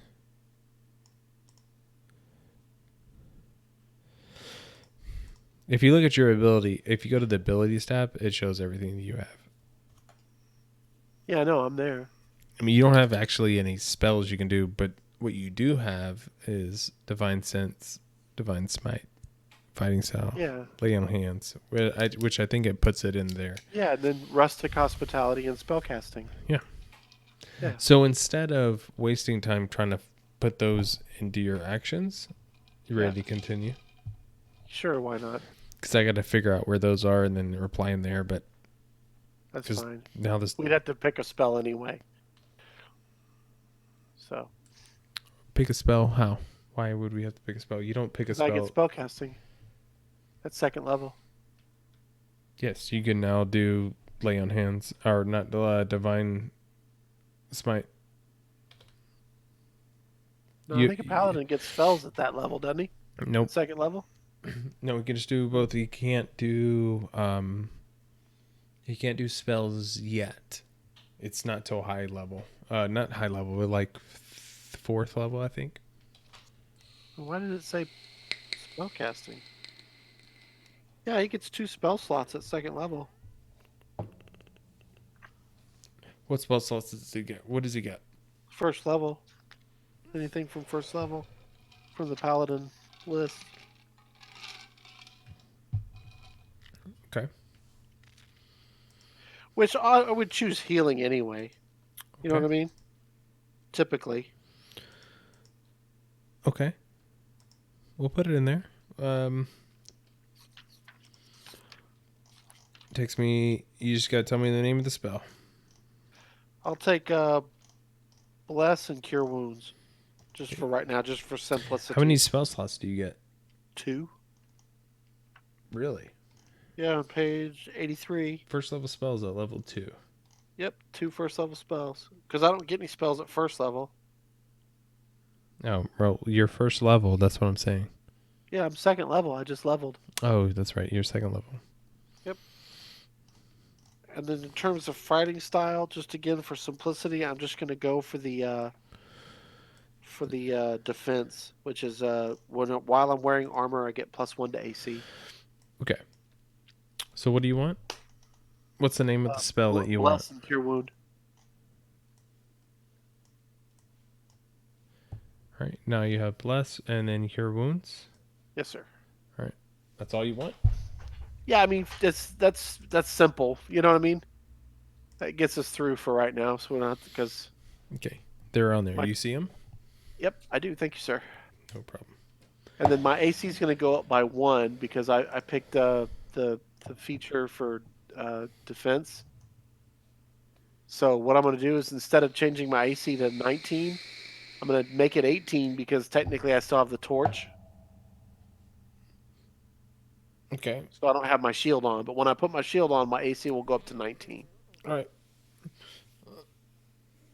So after you defeated this alligator monster, as you return to the surface, you take a moment to savor your victory. Look at the trophy you attained and smile. Yeah. You feel Thanks. stronger and more confident in your abilities. Then you came, excuse me. And you came down here, or abilities than you came down here with. But still, deep inside, you know you'll never experience a greater challenge as much as you march into your destiny. So, go ahead and give yourself 20 experience. So now I'm at 380. At the end of this chapter. At this point, you've reached, as you've done, at this point, you should have reached the second level. I have. Congratulations.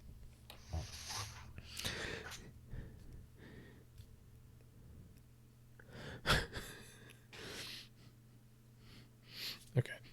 So it says, it's funny. It says, if you haven't, maybe try again or continue onward. Well, if you think about it, there's certain classes where you could struggle with this. Even though thieves can be effective in combat, they could be killed by now. And wizards, if they don't pick the right spells when they start, they could have got croaked potentially. Well, I but mean, all the we martial went through classes like 8 should have rounds aced of it. us missing each other. That's true, but all the martial classes, And then you hit, and I continue missing. Continue to whiff. Yeah. Yeah, but I don't know. I mean, even the fighters are doing at least D8 damage, right? Typically. That monster had 38 damage, 38 life. 30 hit points. Wow. 38 hit points. And he did nothing to you. Yeah. So that was luck. That should have been a pretty ugly fight. And it's all in the stream. It's all. You can see my rolls. Like I just got. Nice. I all of a sudden I couldn't. That's fine. I'll do it on these lower guys, and I'll get you on the higher ones. But keep in mind, this can happen. Like, this is awesome. You're rolling shit. I'm rolling shit.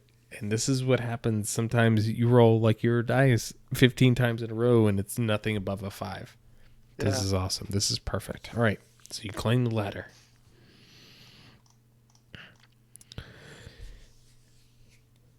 Confident in my ability to do things because I took out most of the some of the rats and 2 of the big threats. Okay. So let me give you this little. At this point, while you are not in combat or otherwise clearly impeded to do so, you can revisit any store that you have visited before. You can see a number of marked, marked with the blah, blah, blah. Well, it never gave me the option to use the vial to get the blood from the alligator.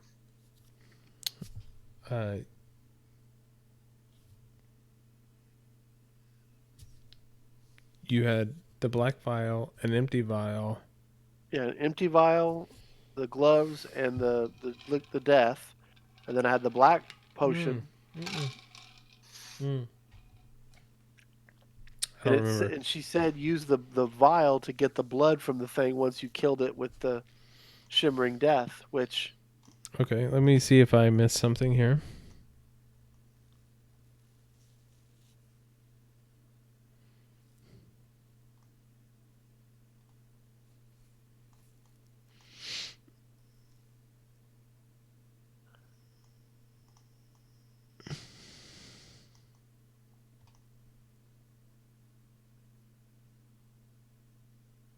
Okay.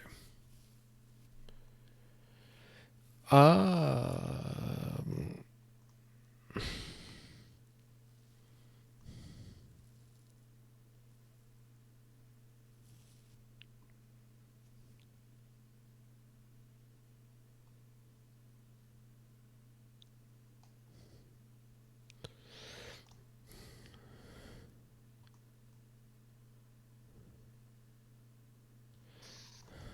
Hold on.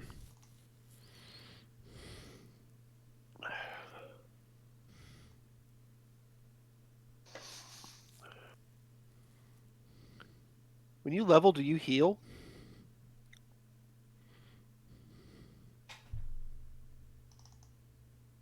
I think so, but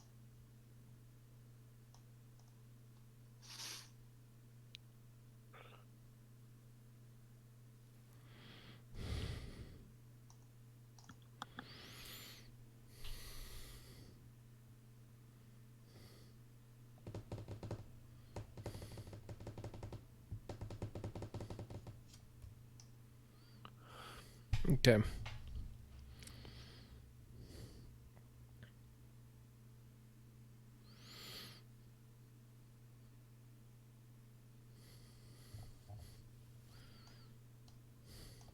Okay. Okay. Succeeding. Remember, you had rolls, intelligence, checks. oh, That okay. said as much. Oh, okay, just making sure. I mean, I had it in my inventory still. There Is why I was is saying that. a lot of things that I had to go read through. So we're not going to hold out Understood. time for me slowly reading through that. I'm a very slow reader. Okay. Just return to service. I did. All right. So second, congratulations. If you haven't tried, blah blah blah blah. You're saying I should climb up. Hit 99. Okay.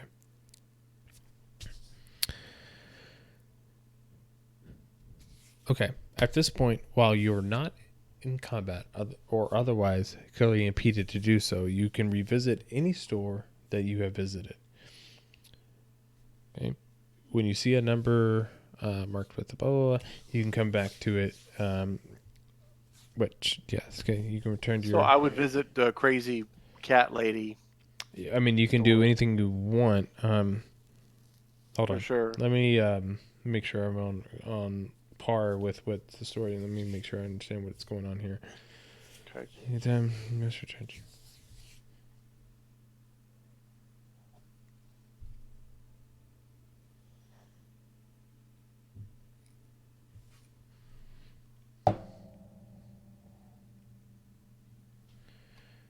Okay, you can never rewind. All right, so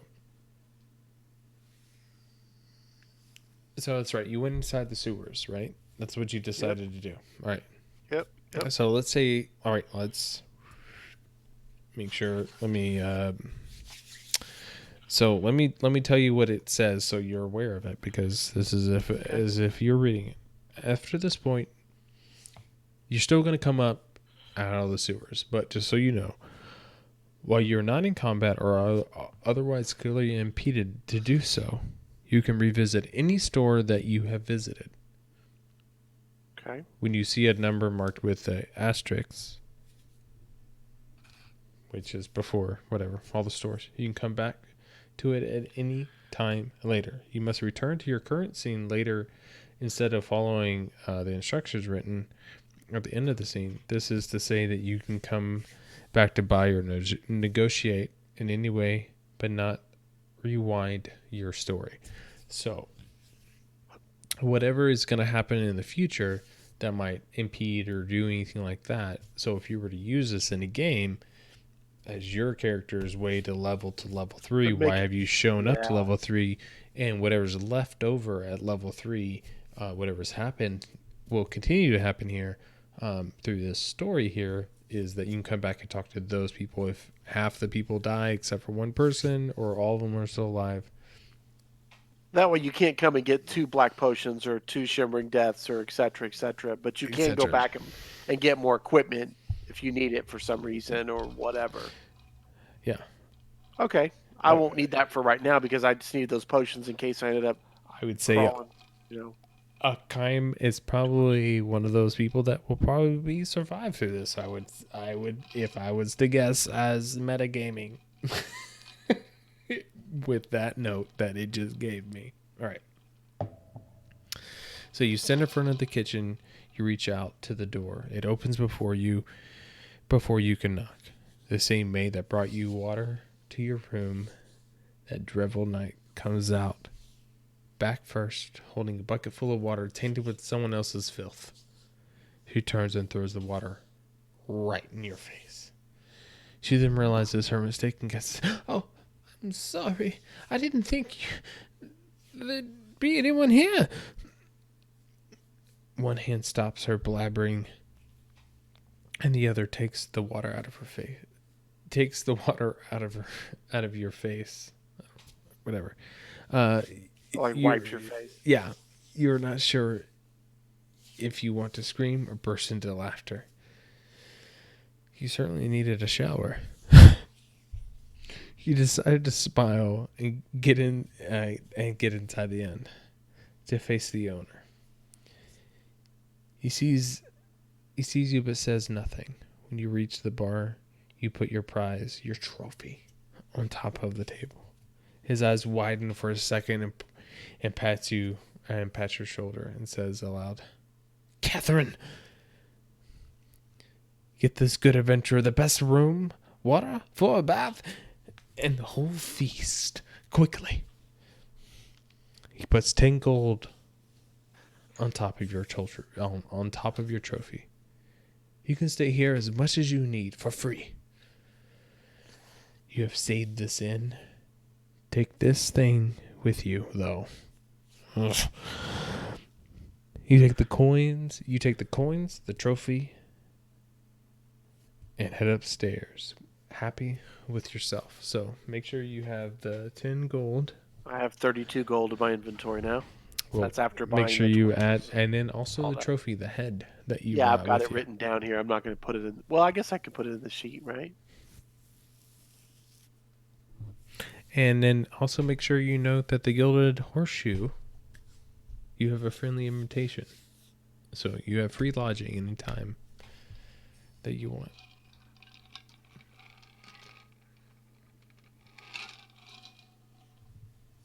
Okay.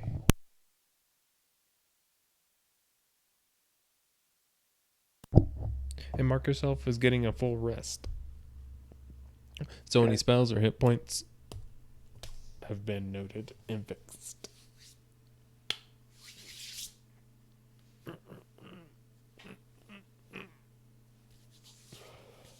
All right.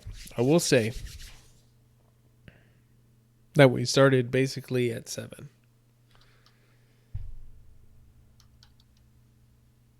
Yeah. And we're going to continue, so we still have some more time. Yep. Yeah, I mean, we've only got 13 minutes, though, so I'm not sure how much we could do, but we did okay, I'd say. I don't know. What do you think? This adventure is not even close to being done, just so you know. Yeah, but not bad. It's first level. We got second level without too much trouble, luckily. Supposed to get to level 3. So, I'm going to head on to the next part. As you come to your senses the next day, you feel reborn, stronger, and in your best shape. Most of your wounds are healing well and completely closed, but maybe a scar or two will remain. Okay. But it's a small price. A small price to pay. As you head down and have your breakfast and start wondering, what would you do now? As soon as you get to the first floor, some people start clapping, cheering. You are the new folk hero. People congratulate and give you food and drinks. So what do you do now?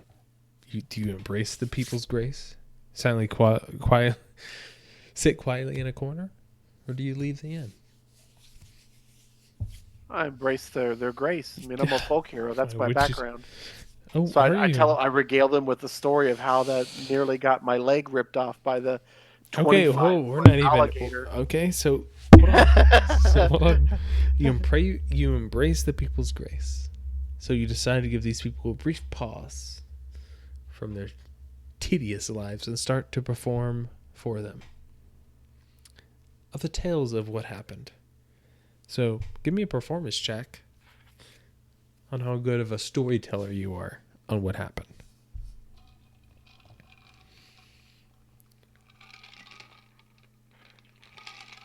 8.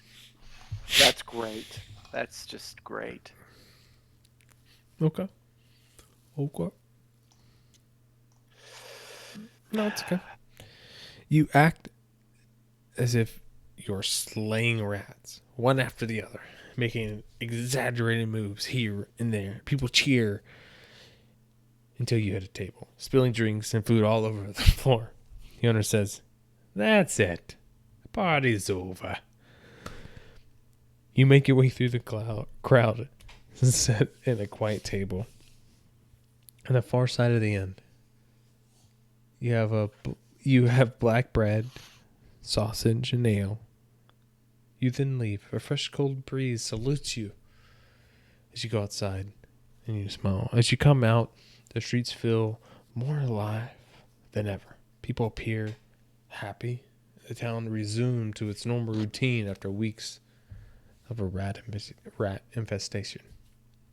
Where do you wish to go? You can go to Arkham Store, Luca's Oddities, the Ivory Tower, or hire a carriage to Waterdeep. Let's start with the Ivory Tower because I have that badge and I want to do a little bit of name dropping. Okay, so you head to the Ivory Tower. Yes. Let me. So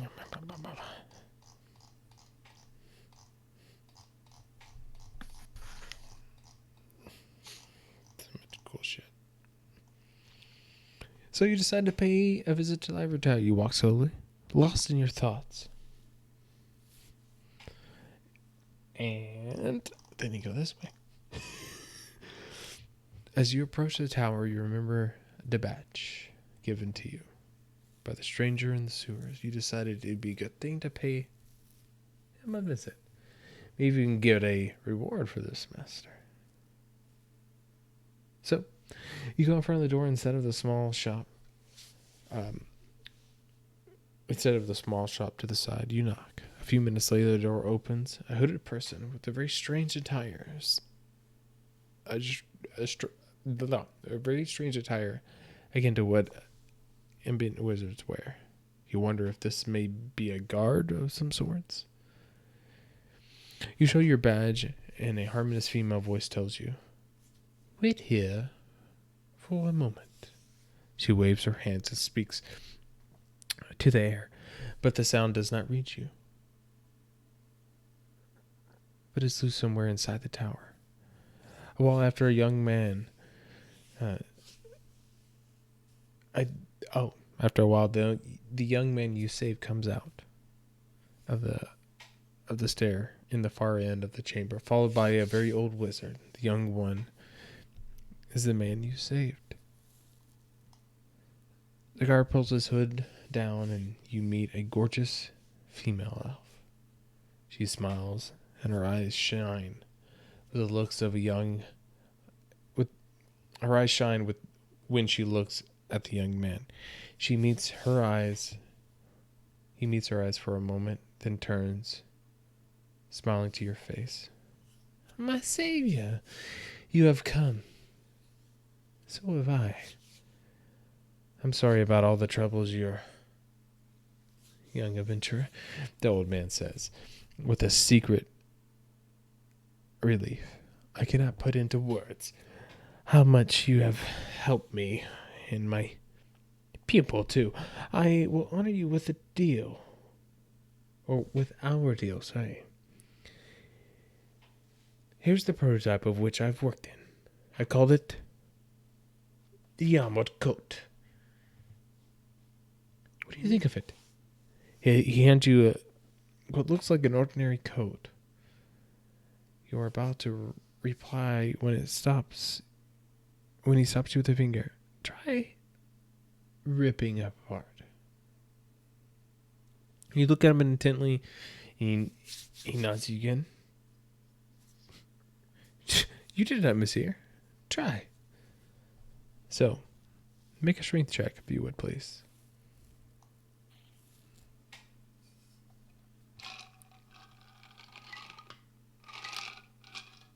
21.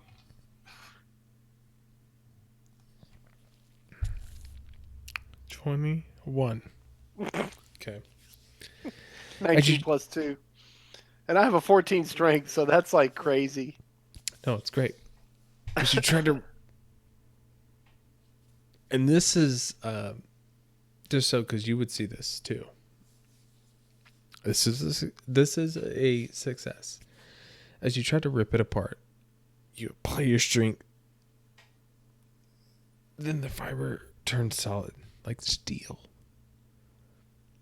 You open your eyes in amazement as you are not capable of damaging it with all your might. The old man smiles.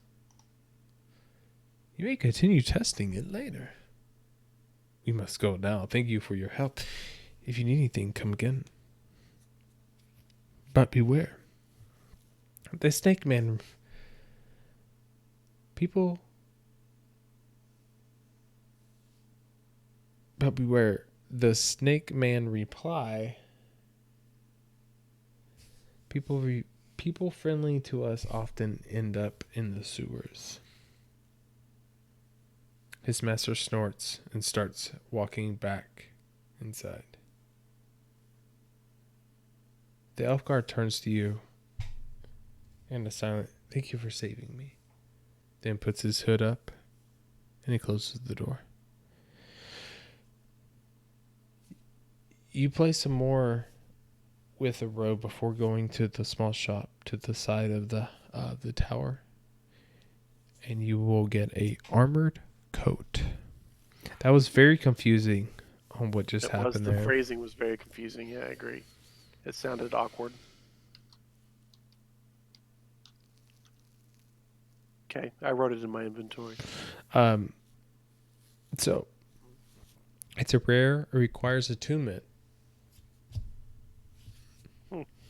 So, it's a normal coat. It's imbued with a spell that to make it more resistant and increase its protective properties. While attuned to this coat, and while not wearing any armor, you can use your reaction to cast Blade Ward on yourself. This can be done in response to a weapon attack and takes effect before damage calculation. Once used, it can't be used again until you take another short rest. So, it's a rare, and requires attunement. Probably wouldn't work for your character, but it's good. Well, it might if I'm not supposed to wear armor, like to go to a social function. Correct. Or something.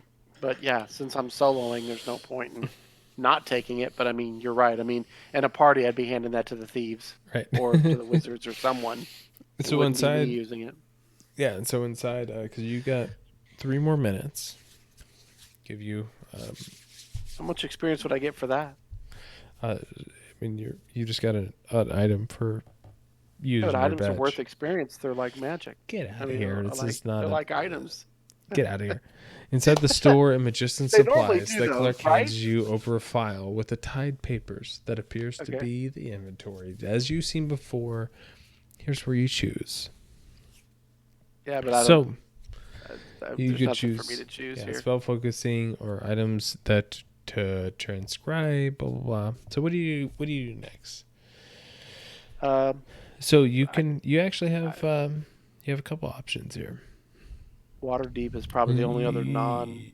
You can go to been there. Arkham's Village, or sorry, Arkham's store.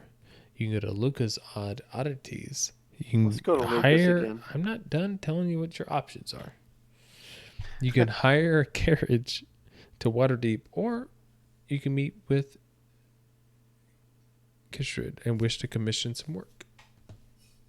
Meet with who? Kishrid. Am I supposed to know that name? Because that doesn't. I don't even know that name. I'm reading this as you are. So this is Hmm. a new person. I don't think we didn't go anywhere, so that's interesting. Yeah, but with 3 minutes, we're done. There's not much point because I mean I wouldn't even get through the encounter either way unless you talk really fast. I I no, got close though. yeah. 380 experience. That's only Like I like said, what did I I get? didn't have 500 any with the prep third, to it, and that's why I said if you want to go or further, is it if you want to 600? go a little bit more time, I'm giving you that. Like, because I didn't have any prep for this, Nah, because I'm good. the prep is here. Nah, I'm good. I So, got fairly far. so what you like? As we're ending here, what do you think? Um, I like it. I think. I think it definitely would help somebody who's trying to play solo because they're currently in between groups, or if they're on like a lazy Sunday and they can't find anybody to play that day, an impromptu kind of a thing. I think it could also be helpful to see how it's designed and like use and crib things from it to build other adventures. Okay. Because I think a lot of DMs, that's one of the key things that they do. They read other adventures and go, "That's cool. I'm stealing it." And I, don't- this is one of the only genres of out there where that's legit and okay. There's nothing wrong with using someone else's adventure. I mean, you know, not to say that I would drop any names or anything like that, but there's all kinds of excellent adventures that you can Correct. find on the out Yeah, there. most definitely. But I would say I would ask you. Yeah, I would ask you this: what is the negative part? It was because you felt restricted on your options. Well, I mean, if somebody coming from playing a lot of role playing to come back to play that as role playing, it's not a lot of limitations, but it took a lot of getting used to do that and not feel like okay I because your default action is just to do what you think your character would do. Right, but And is your default action doing what the character might do, or because you have a GM that is talking you through things that well, is kind of like your that's one of the narrator? strengths of D&D is you're never really limited to a fixed set of actions. It's not a matter of it being a sandbox or not. Even the most railroaded, hardcore, railroading kind of game setup in a role playing game still has hundreds of more choices than any computer game made, right? I mean, and not to belittle Obsidian or BioWare or any of the guys who made Hmm. amazing RPGs because I absolutely love them, right? I don't want to talk bad about that, but they just pale compared to what you could do with just a DM who's like a little inventive and has a little bit of you No, know, this is perfect. Like I understand what you're saying. So currently, just since we have a couple minutes that we like yeah, to kind of wrap up things, yeah, so for me personally, I think this is amazing for anybody that is you can't find a DM group, you want to do it alone. This whoa, this hey, thing this thing follows into everything that you're looking for. Yeah, it does kind of become like a video game in a way. Shout out to Divinity 2, which is going to be also producing Baldur's Gate 3 whenever it comes out. But when on my off time, when I'm not prepping, I play Divinity yeah, because I've got it as well. I am limited to what I can do, but I find so much fun out of it. So this is not perfect where this is like I said, you read this page, where's your next adventure? What do you want to do? And obviously in the D&D game, you're given or not fewer, full purity on I want to go here or I want to do that, which Yeah, is out of the realms of these contexts, because no one can provide someone else's thought process into this. But yeah, if you're and looking and for I some will say D&D, too. this works. Yeah, it definitely does. And I won't say that it's not a good option by any means. That's not my point of saying that. But it also has a penalty in another way, just while we're saying pros and cons, right? in that in like Divinity or you know, I don't know, Neverwinter Nights, one of the old school BioWare, like this kind of the first of the first, right? Um, in that situation, they packed a lot of the role playing gaps with a lot of fighting. Yeah. You know, you could And they packed a lot of pro role playing gaps on depending on what skills you learned. yeah. Like So in if you didn't have Divinity, a thief, you couldn't get by that door because unlocking it with a pick was the only way to actually get through yeah. it or open a chest or whatever, Or you even know. outside of that, if you in Divinity, if you don't have I mean, if you pick as your main character or anything with the lone wolf, would have the pet pal Like a feat almost like. feat. Basically, you can talk with, so you didn't have to like learn. You didn't have to waste that few times you got to actually get the talent, and you pick that. Which anybody plays a Divinity, get pet pal because it's amazing. You talk with animals, they give you so much extra side quests and story and things that are just retarded. So they went nuts with it and had a good time with all the little particulars and details and lots of I side mean, stuff. Yeah. even if it's you can talk to like a rat or something like that, and it would just go run off, and then people would attack it, and then you could see where the monsters were. Then you were Interesting. aware of where they were or something like that. Something stupid. And it wasn't, you didn't even know what you're doing. You're like, no, you're trying to get to my treasure before I am. And then he just runs off, and all of a sudden the guys go, rah, rah, rah, and attack, and you're like, okay, I can't get that close before I know where they are. I wouldn't have seen them. Yeah. It's so stupid. And such a thing. And I would have never picked it, but my main character is the human lone wolf. And so it's, in this scenario here is I knew what I was going for was the pick adventure, like, all right, here's my options, instead of, because I know in D&D when we were doing that scenario we could have said, oh, we're doing this and then that, and then we could have taken even the very first beginning into a whole thing, like you're like, well, I want to say, I was like, well, hold on, you're already spending this, you're doing this. And You know what I think would help with an adventure like this, to run it in this format would have made a big difference, is a handout concept. Is throwing out that block of text for them, because some people like me, I'm a visual person. So if I saw that, you could read it and I would still hear it read. But you notice, and if you go back and look at this video, you'll probably see it more commonly than now that I'm thinking about it. I didn't think about it at the time, but I would be like, he went left and he went right. You know, like I had to stop and like roll back and try to, in my mind, see it, because I can't keep like 10 things in my mind. And you know, personally, well, I blame these guys right here. This is the reason I can't keep crap in my mind, right? It's a weak excuse, I admit it, yeah, but it is an excuse I'm going to use because it offloads. I don't have to remember numbers and crap anymore. Why would I need to remember that? You and know? that's what makes this one like, so yes, so keep in mind that this one's this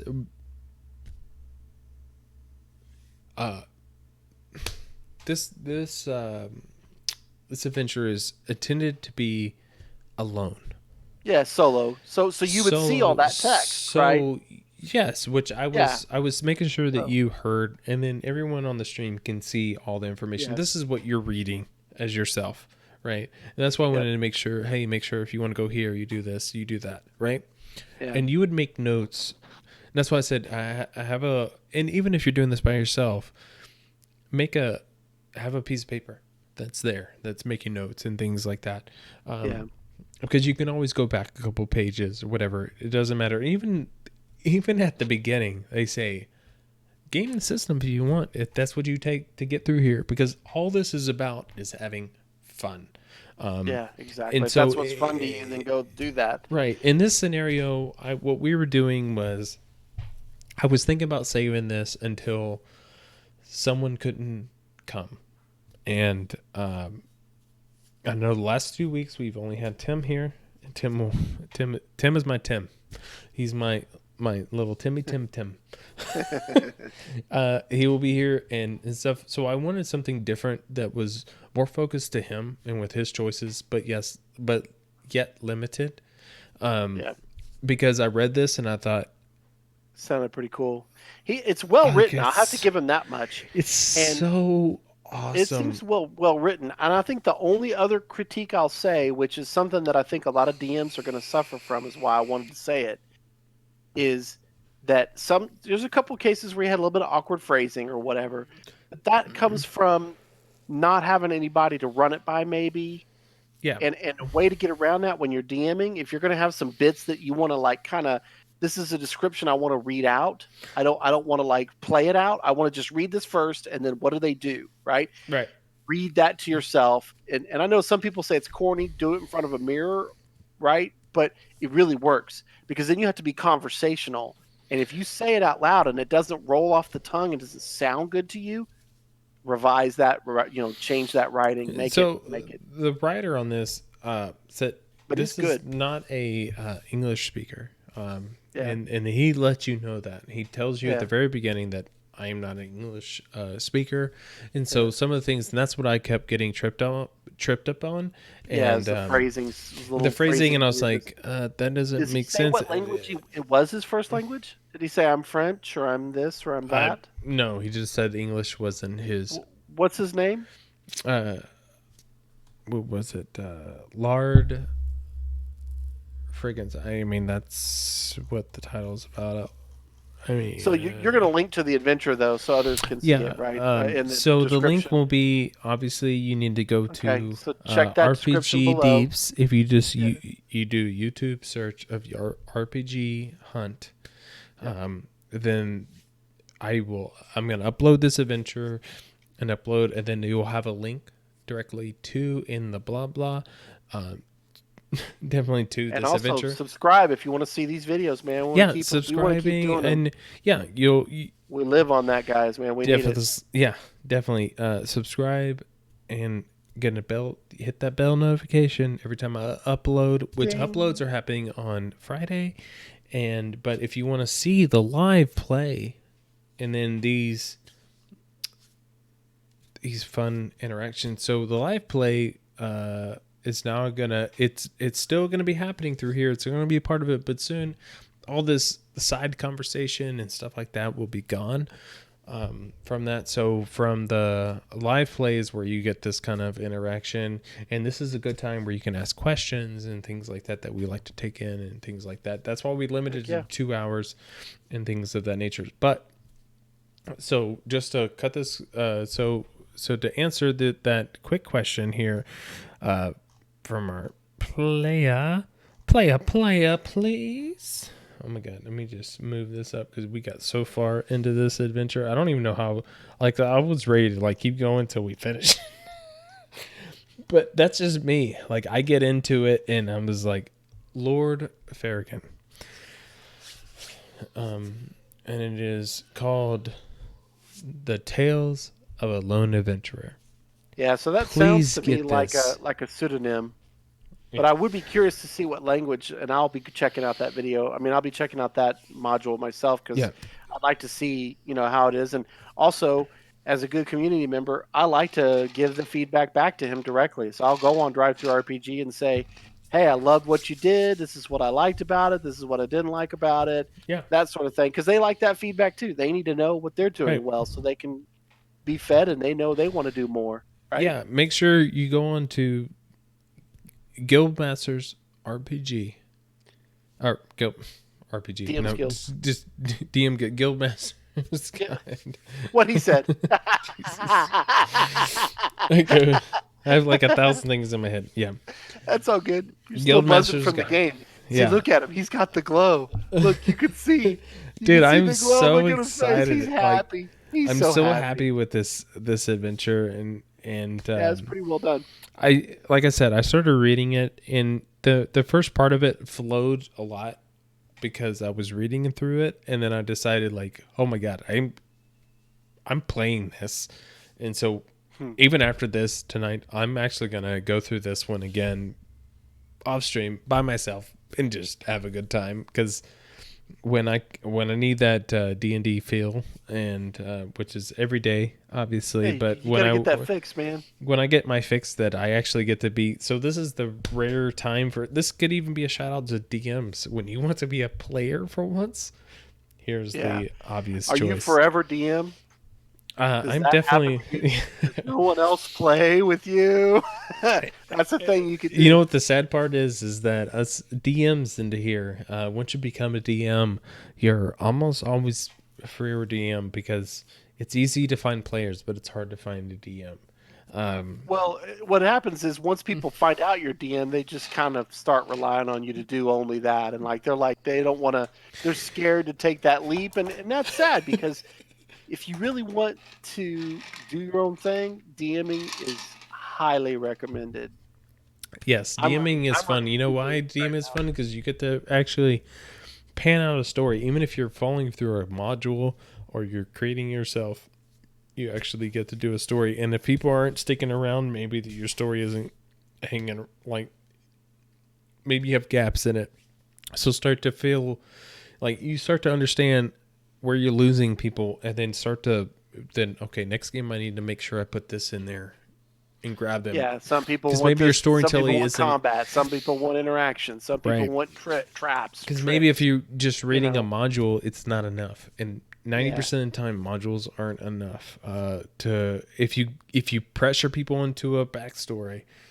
If you say, hey, And make they a don't character, wanna do hey, it. would you do a Yeah. backstory for me?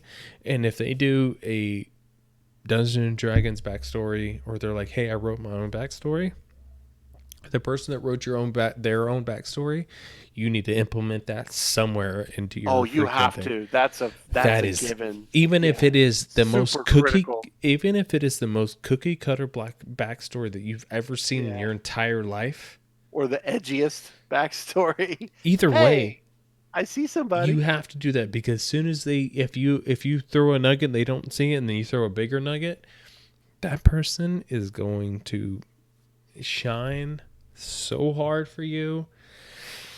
Anyways, so but I see but this somebody one in your is this background there that you need to check out there. but Hi. She looks like Oh. she's ready for sleep. oh yeah, we're going but we're about to end here. right. But thank Good you game, dude. everyone Thanks. for coming out tonight, and this is the Tales of Alone Adventure, and we will see y'all not next week because we'll be off for Thanksgiving, but the following week we have something Yep, very yep. special planned for you. Please tune in. It's all gonna I be can say epic. is it's December. It's time for Christmas.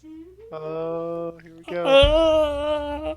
It's gonna be fun. All right, But yeah, see you guys later. see y'all later. Peace.